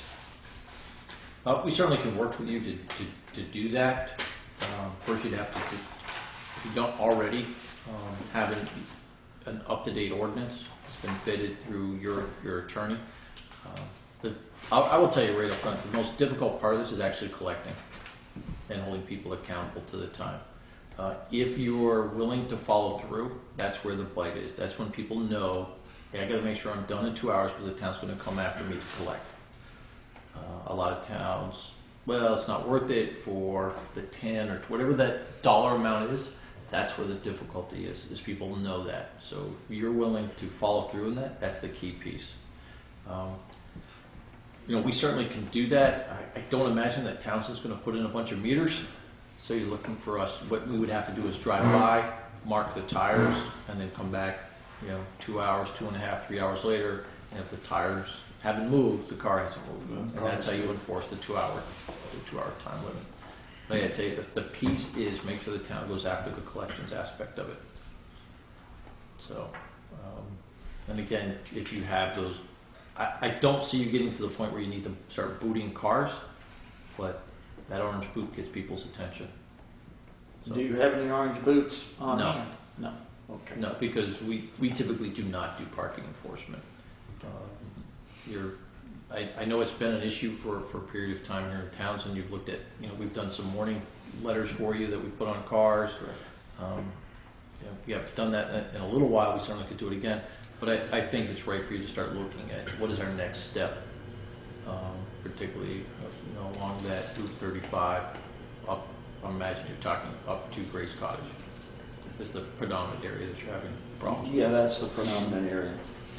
Some of the vehicle parking on the common is for staff at the Townshend Elementary School, which would basically be exempt, but some of it is not. And it makes it difficult for one of the lunches at the church because the residents don't have a place to park. So, again, some of the things you have to consider is signage, make sure everything's properly signed. I don't know who you use for legal representation, but to have your attorney look at it and work with your highway department to make sure everything's properly signed and that it's enforceable and meets current statutes.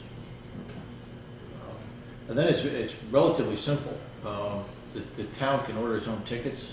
I mean, you have them printed up to say, Town of Townsend, however you want it to say.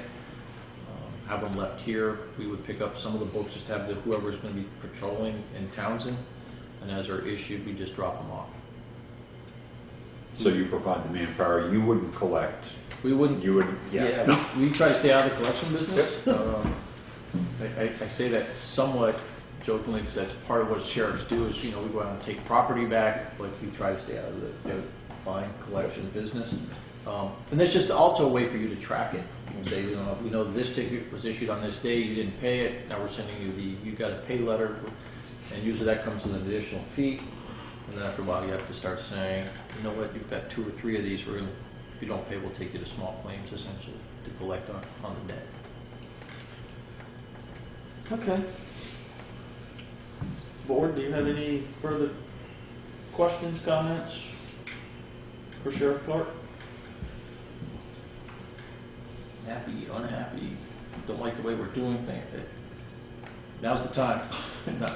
David knows, and hopefully you all know, anytime you have any concerns about my department, please just give me a call. I'd be more than happy to come back and meet to the board. I will get a draft contract to Craig in the next few weeks, all the towns, and get those out anyway. But again, I would really encourage the town to start looking at something based upon that full-time deputy position. Doesn't sound like much to go to 40 hours a week, but it makes a big difference in the communities. Treasurer Craig, do you have anything? Any other comments, questions? You have individual contracts with the Army Corps, I believe, with Grace Cottage and with Leland and Gray. How would a residential deputy overlap with them? Or would it? I'll take them three at a time. We do have a small contract with the Army Corps. It is for, we will do on-call response. If something comes up and they want us to respond, we will. And then we do proactive patrols during the holidays, Memorial and Labor Day.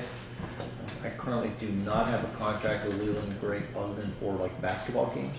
So that would be a separate detail for them.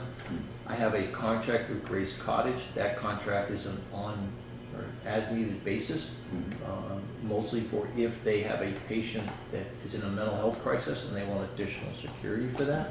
And I have deputies that support that and have been through special training to deal with patients in a mental health crisis. But if we had a residential deputy here, would that overlap with that in more than a support role? Nope. If any of those other three entities wanted for us on that as needed basis, we would send different deputies, or it would be overtime for the deputy that was here for 40 hours. Okay. Is that?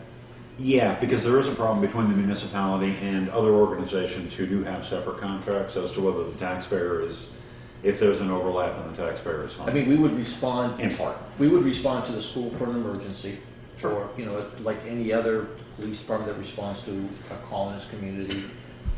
Same with the hospital. If there was an emergency there, or call for service. I mean, I would assume one individual could handle all three, as long as it was separate as billable time in however that broke down. They could, but one of the things you'd have to look at is, does that make sense for the town to want us to bill three entities for the same service? I mean, the town, and I understand, I'm familiar with the issue that's gone on for years, but let's say there's an assault that occurs at the school. Student assaults a teacher, a student assaults another student.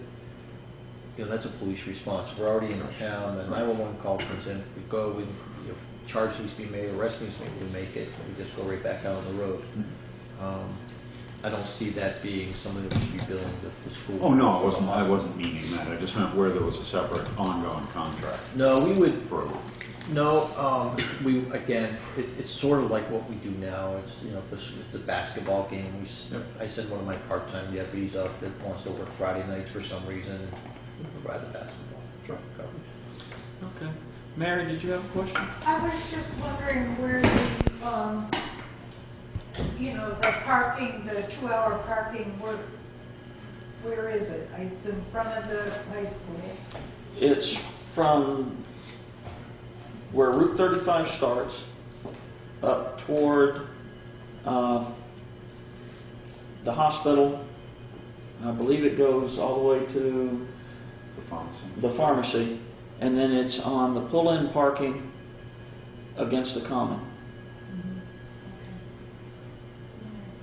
But not around the common, not on Common Road, per se. It's not all of Common Road, but again, since Common Road is a town road, we have the ability to, as Sheriff Clark pointed out, to sign it as long as we're doing the signs according to the federal statute. But as he pointed out, we need to make sure that the signage is done legally and that the parking ordinance is legal. So, but that would potentially allow us to have some parking. Well, yeah, I just, I felt like when you were talking about in front of the high school that you were just going to do the high school, where down Route 35 it's all hospital, it's high school, it's everything down through here. Yes. Okay, anything further, Sheriff Clark? Thank you very much. 2 weeks. What they say, no news is good news.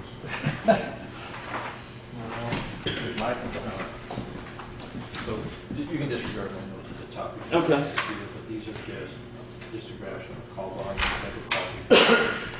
You can disregard this percentage of it, but Okay. essentially these are some of the other things we've assisted with. So this is a comparison of towns with the other towns. This is fiscal year to now, and these are the hours. The next page, one of which Oh, okay. deputies work. Which are, the deputies are where? And this is just an overview. This is what we estimate to be returned based upon that 60% total tickets revenue issue, total tickets issued. Not every ticket, driving without a driver's license, you can get revenue back from that. Correct. That's why this number is on below this 140. Okay. Thank you, sir. You're very welcome. Okay. Board, we'll make sure that you have a copy of that. All right. So, looks like the agenda, we go back to correspondence. We're all done with your emergency management, right? We are all done with emergency management.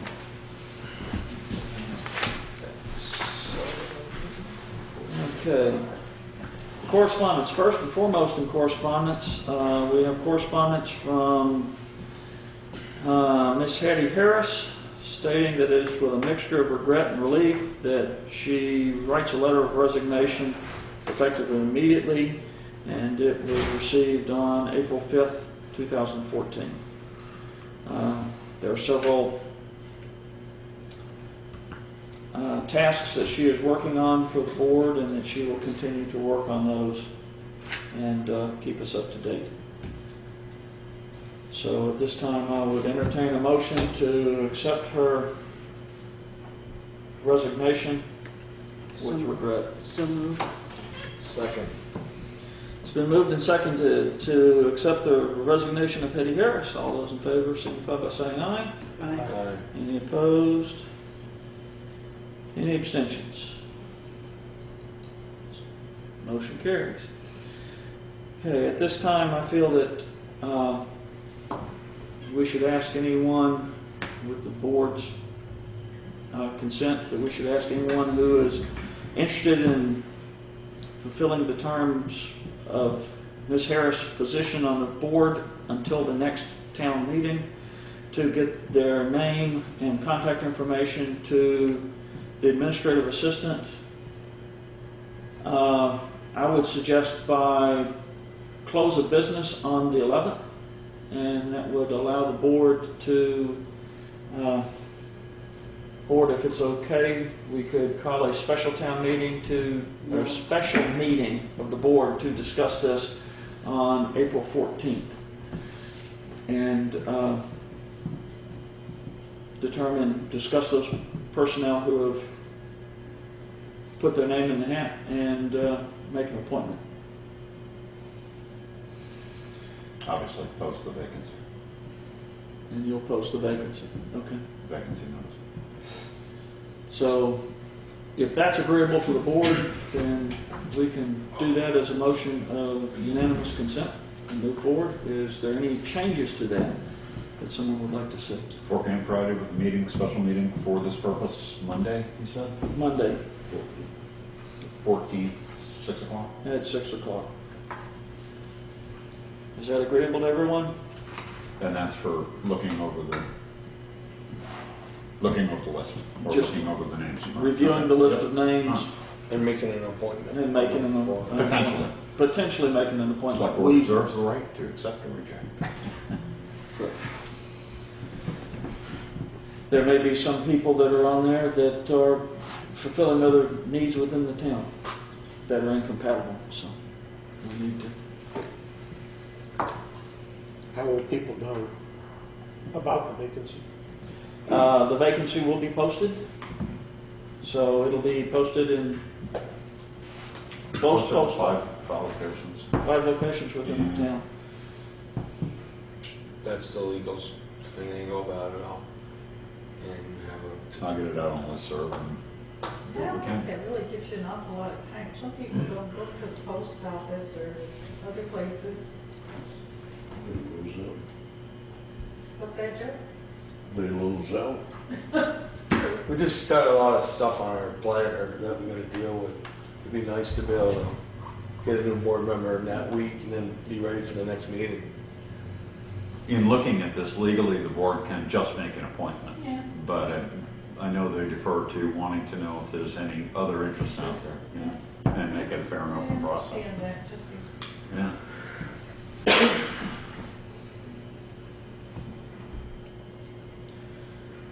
Okay, any further discussion on that issue? No, hearing none. Also, under correspondence, we received the model drug and alcohol policy from municipalities with commercial motor vehicle operators from VLCT. I believe that our town clerk is already managing this program. Yes, she is. The testing program, yes. The testing program. Okay. Would it be in order for us to ask the town clerk to review this and see if it continues? She already is. She already is. Okay. So if it is something whereby she needs assistance or input from the select board, she will be in contact with us? Yeah. Yes? Okay. So then we can, Yeah, she has seen that. She has seen that? Yeah, I'm not sure where she is with it, but I know that she I'd be has. interested to know where she is on it for purposes of how much it changed from where we were. I don't think it has much, has it? I can't. I didn't memorize the last one. I don't know what the difference is in the new one here. Probably should review it. And I don't see anything where it's needing us to sign or accept it tonight. No. So if she can put forward a recommendation, then that would be beneficial. All right, more correspondence. The fire warden.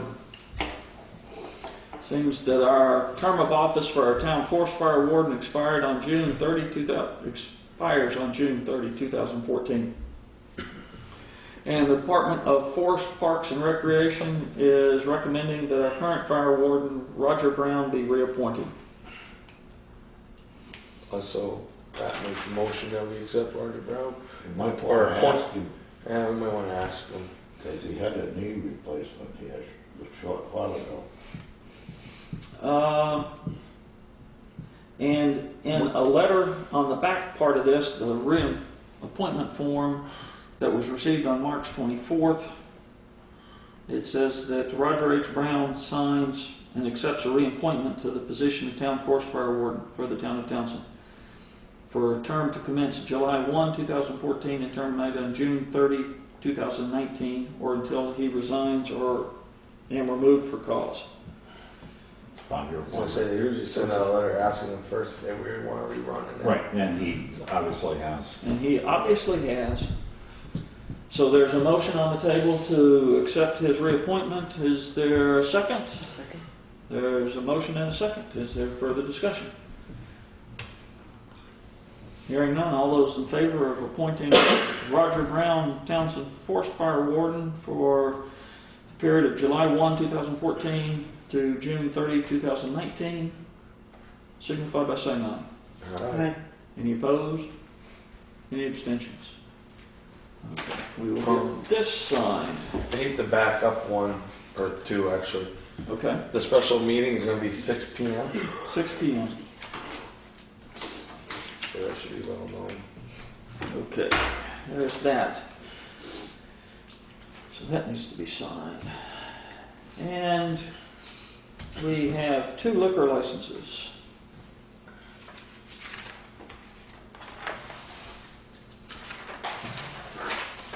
One liquor license for a second-class license to sell malt and Venice beverages from Riverbend Market. Or non-state ordinance.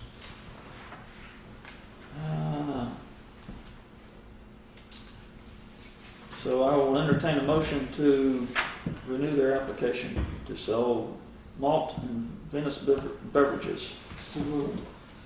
Is there a second? Okay. It's been moved and seconded. All those in favor of approving a 2014 liquor license renewal application signify by saying aye. Aye. Any opposed? Any abstentions? The liquor license carries. We've also received a tobacco license renewal application for the period of 2014 from Riverbend Market. I'll entertain a motion. So moved. Second.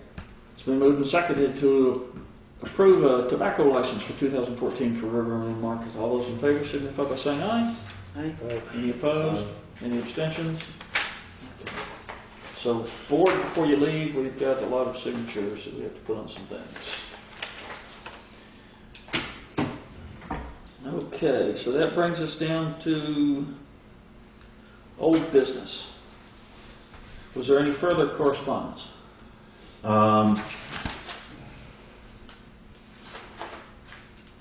Norman Wright is the property tax hearing officer, handling the appeal hearings for what came after the subsequent BTA determinations for 4 individuals. Those hearing dates have been set. They are public hearings. They will be here at Town Hall. And we have received notice of when those will be. The listers are familiar with that, and they will be, I believe, partly representing the town, attending those hearings. Okay, and the town hall is available? The town hall will be available in a period of time. You know, they're coming up between the middle of April and one of them, I think, is in, 2 of them are in June, I believe. Okay, And our Johnny is aware. okay. And there's no further correspondence? No. Great. Okay, old business. Rear town hall parking.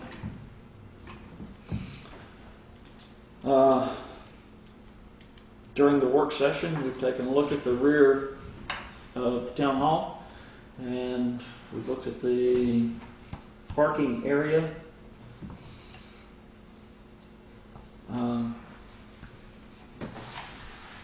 If this is something that the board continues to want to pursue, then we need to start looking at some plans to bring in some gravel, do some road work, so that we can better utilize the right-of-way behind the Dutton Gym.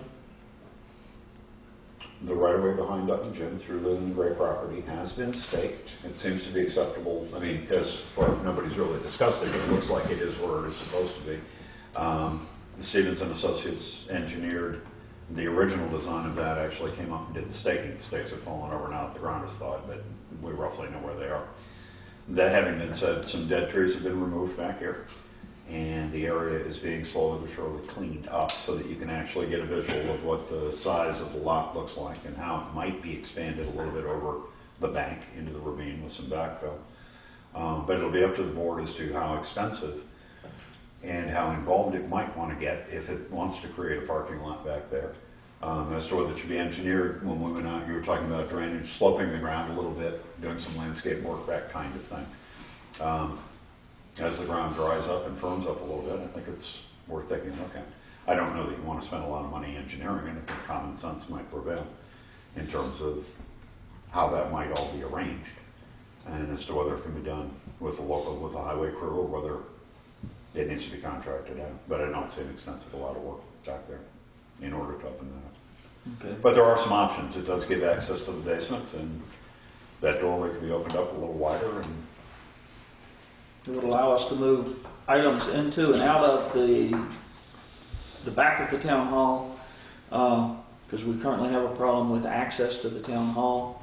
So it would allow us to move items into and out of the rear of the town hall. It would allow us to have open up some parking so that the personnel working at the town hall could park behind the town hall, which would open up access to the front of the town hall, which would be a benefit to the Townshend residents or those personnel needing to access the town hall. I'm not sure all town employees would use that. I know that I would whenever I was here, if it was going to be for an extended period of time. And as you said, any space that you can open up on the street is another space that people can.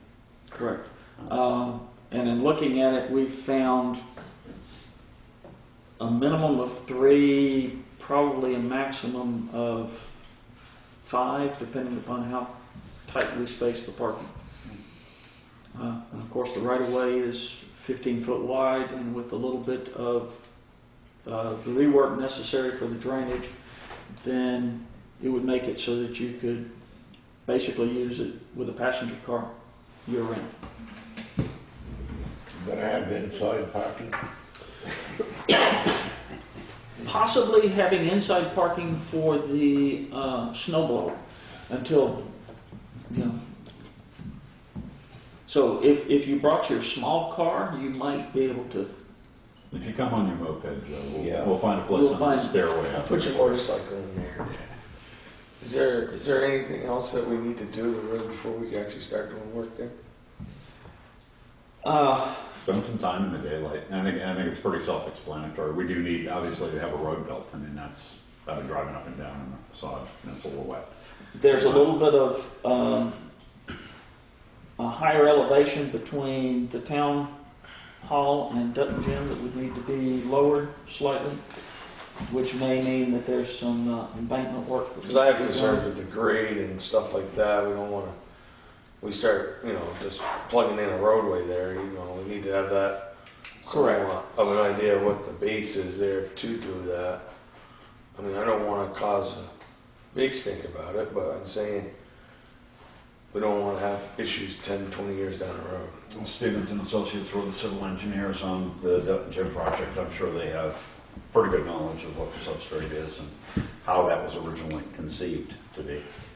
As to how deep one might dig down, excavate, in order to put in a roadbed, whether it should be paved or gravel, and how the ground might. Because a right of way how the doesn't ground might necessarily become mean it's a fluid. right of way for everyday traffic either. No. So when they designed it, Which is- they need to know what it was designed for. Which was why I stipulated, and we would have to research if it's the desire of the board to, since the right-of-way has been laid out, we would need to do some minimal engineering to lay that out.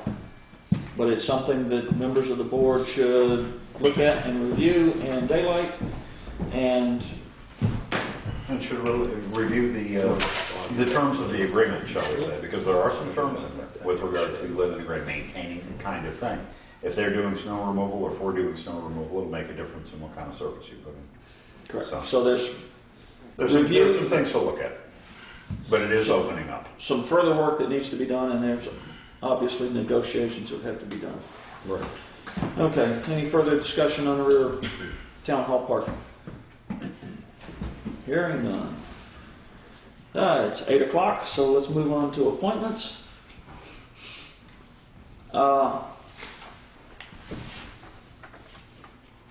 I have found that one of the personnel who is, last year was using an appointment to Wyndham Regional, Mr. Brad Horn. He has been continuing to do work for the town, so I would move forward with appointing him to Wyndham Regional so that he can continue to represent us on work for that board. As far as the second representative to Wyndham Regional, I would actually like to appoint Mr. Hunt because the second position is for an energy coordinator, and he has been doing quite a bit of work on 2 or 3 separate solar instances, solar arrays within the town. So I feel he has requisite knowledge. It just all comes down to whether he has the time available. The meetings aren't that often. Yeah, I have the time. For regional. Wyndham Regional. For Wyndham Regional Commission. Okay. And I did make several phone calls this weekend, but have not heard back from any of the other personnel. So I'll continue to make phone calls on appointments. Okay. All right. Does anybody else have any further information on appointments that the town needs to make? I'm trying to figure out where we're at, what we've not got. I'll get you a list. Sorry I about that. think I don't know of any more right now. Okay. There There are are a ones few for- that are outstanding, but they still need to be contacted. So then I would entertain a motion to make those 2 appointments as stated for Brad Horn and Craig Hunt to represent the town of Townsend at Wyndham Regional. So moved.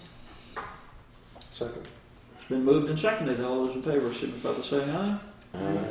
Any opposed? Any abstentions? Thank you. Time sheets, time clocks.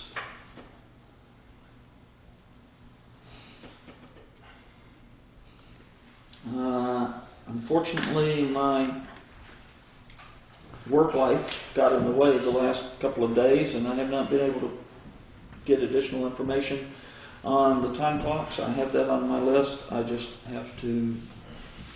We're in the middle of a major implementation, so I apologize to the board, but I will have that information for you 21st. the 21st, so that we can move forward.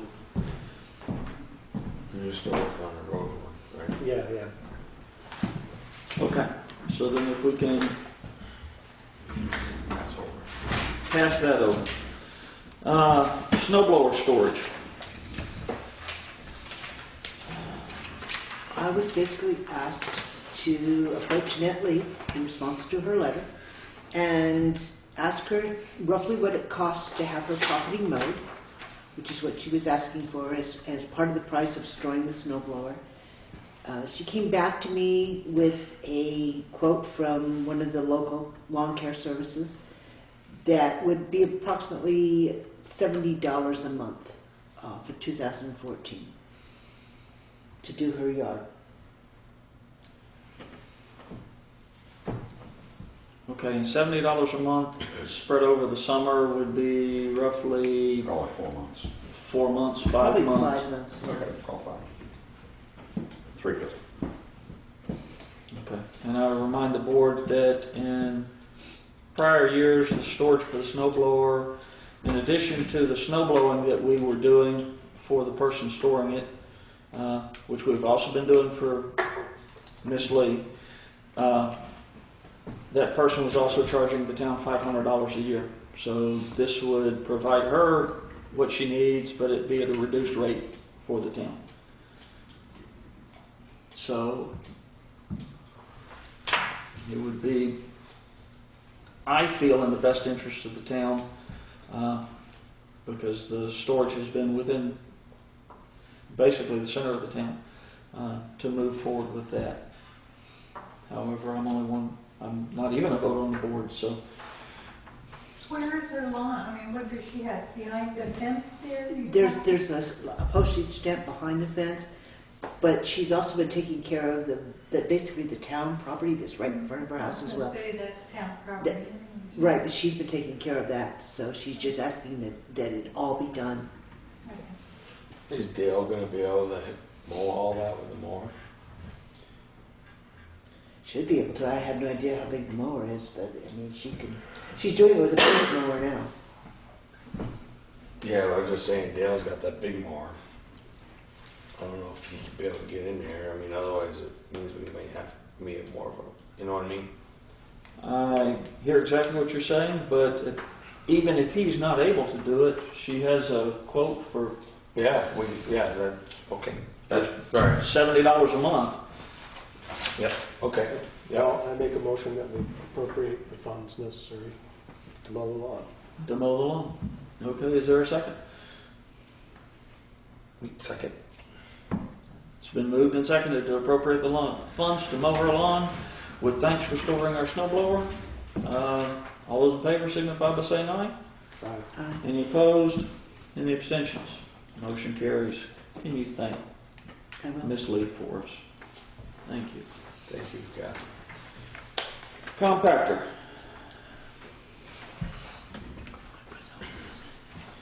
Compactor. Yes. All right. Is there any information on the compactor? I was. Kirk's got prices on the chassis and he's got specs on the truck, but I haven't been able to sit down with him to go over any of it. Okay. So, will you have that available for Next meeting, discussion on the 21st? yes. And Okay.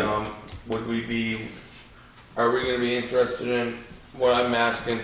are we gonna be interested in pursuing to go ahead and purchase and order the truck pursuant to beginning of the next year? Cash flow July 1st. Or are we gonna try to wait till then? Some of that, our pricing could change I think if you'll get the pricing, for today's business. And then get the pricing for today's business, let's discuss it on the 21st. Okay. I know that there have been some options floating for new vehicles, new used vehicles, nothing that was as gently used as the vehicle that we already have and have been repairing. I'd like to see what the price of a new one versus newer used ones. Until we get that, I can't say. Correct. And so that's why if we can have all of that information together on the 21st, then we should be able to at least have a discussion so that we can move forward with that. Because the vehicle that we currently have Is at risk. Okay. has been at risk. It's been repaired twice. Yeah, I And understand. we definitely need to move forward with that. Okay. So, Okay. Property maps. I had a discussion with the town clerk and with the listers about the property maps, with the understanding that they were still a problem and that no one had moved forward to address the issue. I was promptly corrected by the listers that, in fact, they had been working with the company who was producing the maps, had told them exactly what they wanted changed and how they wanted it done, and supposedly those maps are to be delivered into our hands, corrected by the end of this month.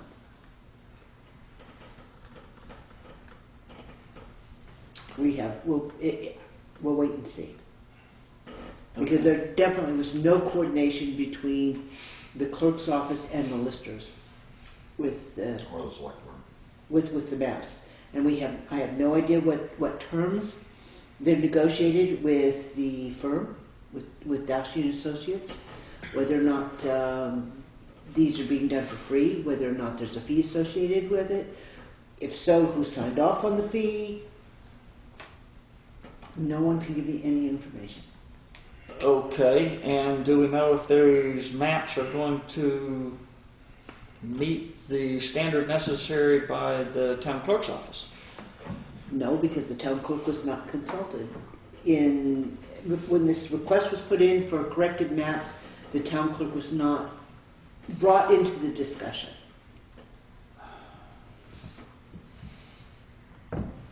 Okay.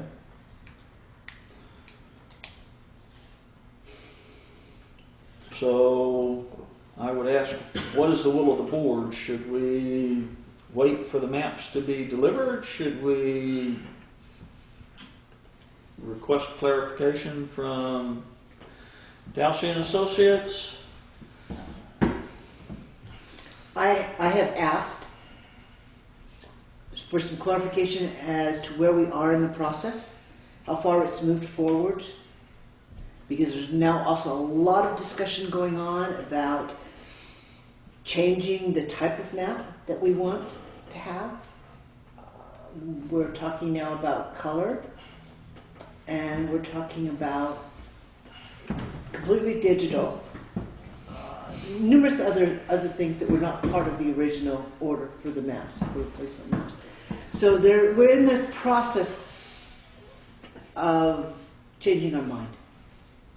After a contract's already been Pretty vetted and signed and fulfilled redone. originally, and okay. I'm very concerned about the financial burden of the town on this project, and I believe the contract should be explaining to us what's in the contract being changed then that weren't in the original contract. I don't and think what's there's anything in needed. the contract that's being changed. I think what happened is the maps were not satisfactory, and the listers have decided to approach Townshend on their own and request the maps be redone, but without any coordination with any other entity in town. Okay. So I can't say if there's going to be a bill. But they should be arriving for review this month. That's what I was told. Does it, I mean, I don't know, but does, with being a lister, being an elected official, does the select board have jurisdiction over the listers? Over contractual matters, it does. Over contractual matters and over, they have a budget, but the treasurer is not authorized to sign anything unless it comes I mean, I don't know. in front of the select board. Yeah. Not So that I it's agree with what they did, but- it's a fairly sticky situation. Well, the maps are used in two places. They're used both the front office and in the lister's office. Yeah. And they weren't suitable for the town clerk's use either. So we can only hope that whatever final product we have is something that both offices can use, because technically they're paid for out of the general fund or out of the. Because they're town resources, so they're actually basically town property. Well, I mean, I realized that, I just didn't know how much jurisdiction, you know. They didn't. The select board signed the contract. Yeah, well, They were expensive and they were supposed to be in before reappraisal, so that the reappraiser, the appraiser, and the listers could use them then. And they did not arrive until well after, and when they came in, they proved to be problematic. useless. Well, not useless, but problematic. And the listers don't like them, don't use them. But also, as I understand, attorneys, the 911 people have a hard time with them. So basically, it's a wait and see. So they tried to have them corrected, and we'll see what the reprints look like. So we'll see what the reprints look like and whether they're usable and if they come with an additional fee. Okay. Thank you, ma'am, for that research.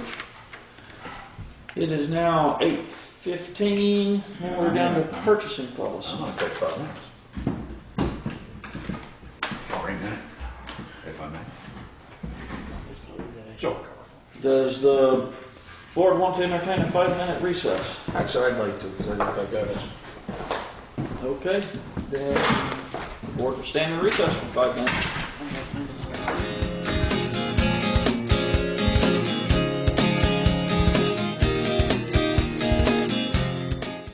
It is, and I apologize to the town, we took a 7-minute recess. It is now 8:22. And a half. So we're on to new business. Calling the meeting back to order. Is there any new business? Oh, I thought we were still on purchasing policy. Ah, thank you. We are on purchasing policy.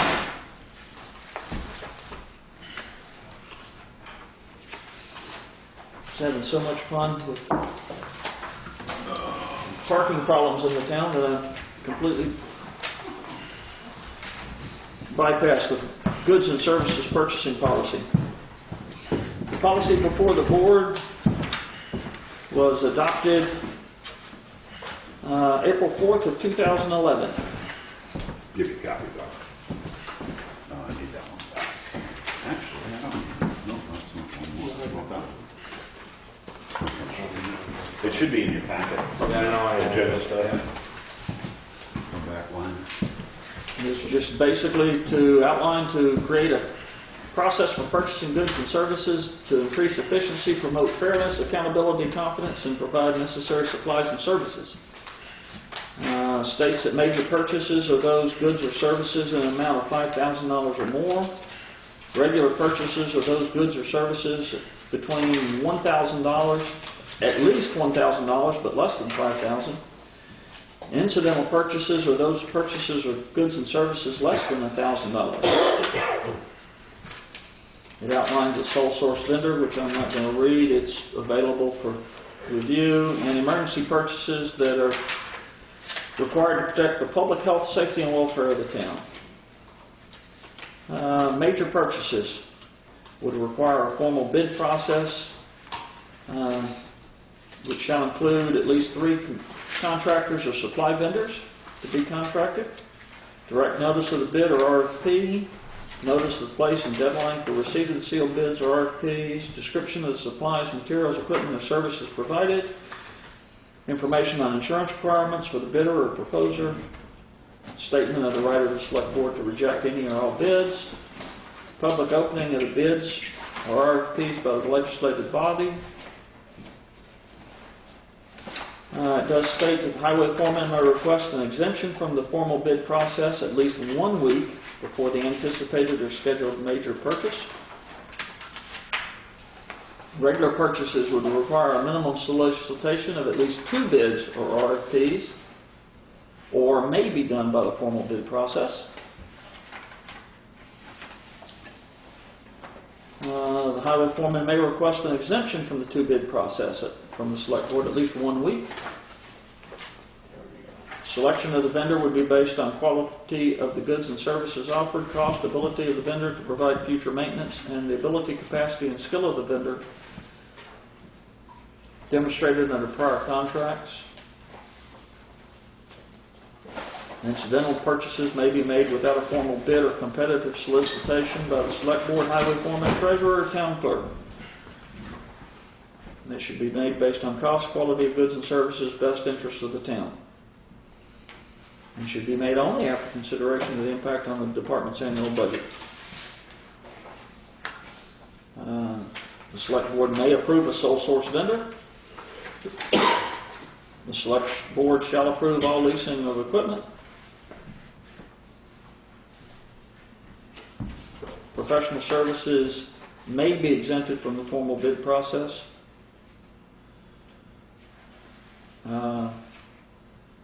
The town may enter into cooperative lease or purchase agreements with other municipalities, and it outlines emergency purchases.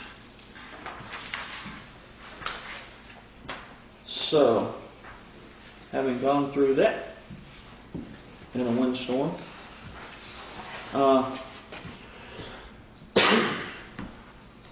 board, what's your pleasure? Would we like to consider making some changes to this? Would we like to? There are some parts of this that I think it would behoove us to continue with and even move forward to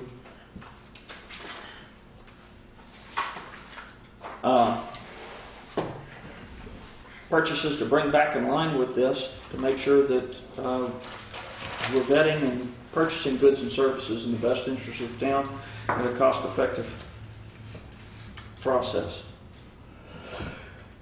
However, I'm open to discussion.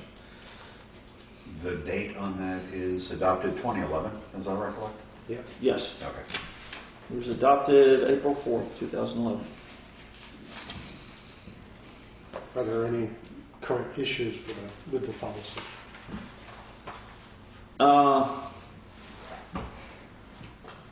No, it's just more of to make sure that, I think to make sure that the town departments are aware that it's there and that we need to be abiding by it. So there are violations to it? There aren't violations to it. Most of the large purchases have been done using this policy or using the bidding process following this policy. It was just one that we wanted to bring out. There may be some purchasing that we could strengthen.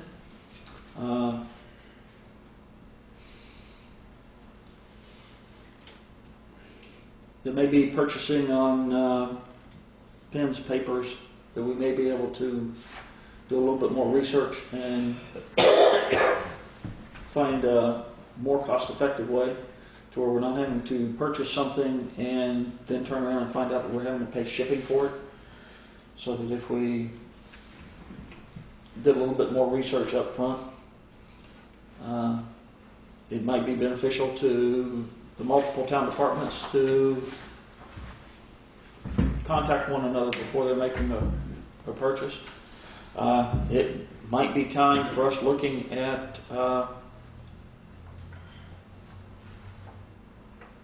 the goods and services that we are purchasing, the paper towels, the trash bags, and determine can can we purchase them on a larger scale, and make sure that possibly we can save some from it. The thing is also, I'd like to see some, maybe some, what do you call it, purchasing, prior approval on a lot of, some of the budgetary items. I don't know how you do that. So approving For purchases. you would do that for a Requisition. requisition system. And through purchasing agent.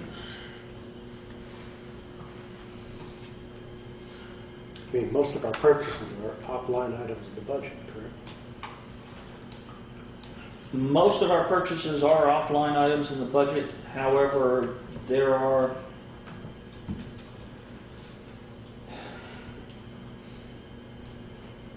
if we were to expand our purchasing of paper goods, I know that currently some of the town departments are working together to purchase paper goods, purchase trash bags.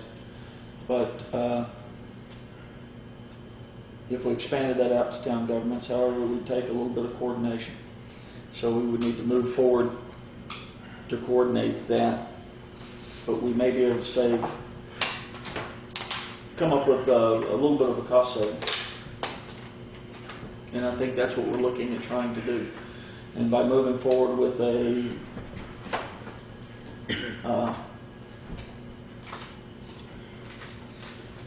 more of a requisition form to say that we want to purchase this, where can we find it? Instead of, if it's a good or a service that we don't necessarily need for an emergency, that is not an emergency need, then maybe we could source it out and see what it would cost us. If we can look at a couple of different vendors. Of all that. That'll be the next thing. Who's going to coordinate all that? That would be the next thing.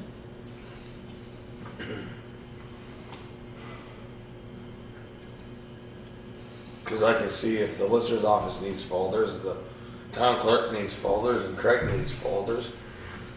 You don't need to have 3 different separate orders, and you're paying triple on shipping and everything if you can get it. So we do one yearly order for envelopes and stuff like that. It might help. Not working in the town hall, then maybe what we should do is inquire as to whether that practice is currently operating, and see if there's somebody that is already making purchases that could, to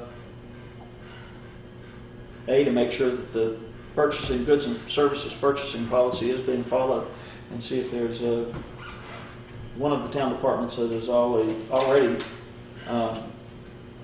acting as the de facto purchasing agent, so that we could move forward. Well, case in point, being these maps that we just discussed, they're not a budgeted item this year. We don't know if there's going to be a bill. And I think strengthening this to some extent would help us to know when these off-budget, for lack of a better word, expenses are going to come through. I mean, it would be really nice to know if there's been some kind of a financial agreement made for the replacement of these maps. They're not cheap. Especially if they're going to be digital maps, and not knowing what type of digital map they're talking about. Are they? I think that's the next step, that they were contemplating changing. Okay. What we're actually coming up with at the end of this month were nothing more than the big paper maps we have in both offices. Okay. We hope. But not knowing whether they're going to be an incidental purchase, a regular purchase, or a major purchase. And they're non-budgeted regardless. And they're unbudgeted. Then it would... Maybe. Okay. So, anyway, I just thought, while we were moving through some of this, it would behoove us to review this policy. And It seems like a fairly, solid policy. I understand what you're saying about purchasing and making certain things are combined and certainly no one should be spending money that is not budgeted. Or if there's gonna be something off budget, that's certainly come through the select board. Correct. And, you know, any of the work that's been done recently through the highway department, we've been going through a bid process.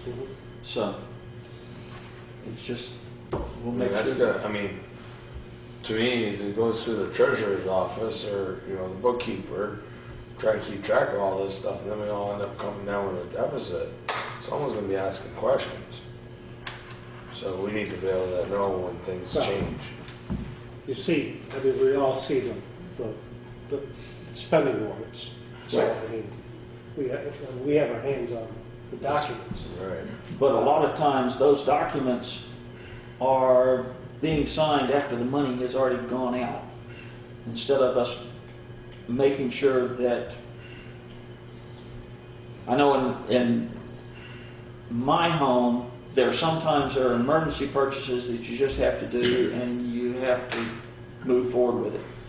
So basically, I mean, you're almost looking at like a purchase order process. Almost looking at a purchase order process, and do we need to start looking at a purchase order process? I guess that would be the question. So that, is there a way that we could hold off a purchase until we have the funding to pay for it? And if we do have the funding to pay for it, prior to us purchasing it, is it a way that we could, I don't know, do some shopping for paper towels to see if they're, But there's $50,000 you spent here tonight, and everything that was spent is in a budget somewhere. Right. So that's correct. But there are 100 questions as to whether these are wise purchases or not, and not a question was asked after reviewing the warrants that you signed. So, in terms of the checks and balances, could we have bought that item for less? Could we have bought it in bulk? Because we're going to use another one next month and another one the month after that. Those questions continue to haunt me. And they're there every week. There is spending going, there's money going down the drain every week to the tune of thousands and thousands of dollars. That's just going down. It's budgeted money. And it's taxpayer raised money. Yeah, I understand, but I mean, the budgeted items, I mean, there's a reason for it being in the budget in the first place. Right, but the budgets can be bloated year after year after year by not doing wise. Yeah, I don't Purchasing believe in practices. spending right up to the budget line, No, just so no. you can appropriate the same amount of money Yeah. next year. I mean, if you could save, obviously you want to save. So if the board asks questions and questions the spending priorities and the spending methodologies that are going on in town, then I think that's wise, and I think that's a board's responsibility, is to just try to control the spending. If you're looking at apples and apples, get the best apple you can for the money, kind of thing, in a timely fashion. But in the past many years, that's not happened, and I think the town can ill afford to have some of these practices continue for spending practices. And that's part of what the purchasing policy, part of what drove the purchasing policy, but it hasn't been effectuated very hard. It hasn't been something that's been on the table for use as a policy. Now, this seems very reasonable. I think if there's specific things that need to be addressed, they should come as specific items to review. And then, correct whatever that problem is. and property maps may be One of those items. one of those items. So we will see. Is there any further discussion on purchasing policy? Okay, so if everybody could just review that, and we'll... Now, up to new business. Is there any new business? I know that we've spent 2 work sessions going over the back page agenda, but at this point, I'm so bloated that right now I can't hardly bring anything else forward from that to new business. Is there any other business yet to come before the board? I make a motion that we go into executive session. For personnel matters. We have to do each one individual? Or just want to say personnel and then we got legal matters? We should probably do personnel first, and come out and dispose of it, and then go into legal matters. Okay. However, unless anyone else on the board sees a reason, I don't see that we're going to have Binding resolution. no binding resolution coming out of it. So the next regular meeting would be April 21st, 2014 at 6 p.m. And we have a special meeting on April 14th at 6 p.m. to review interests and serving on the select board.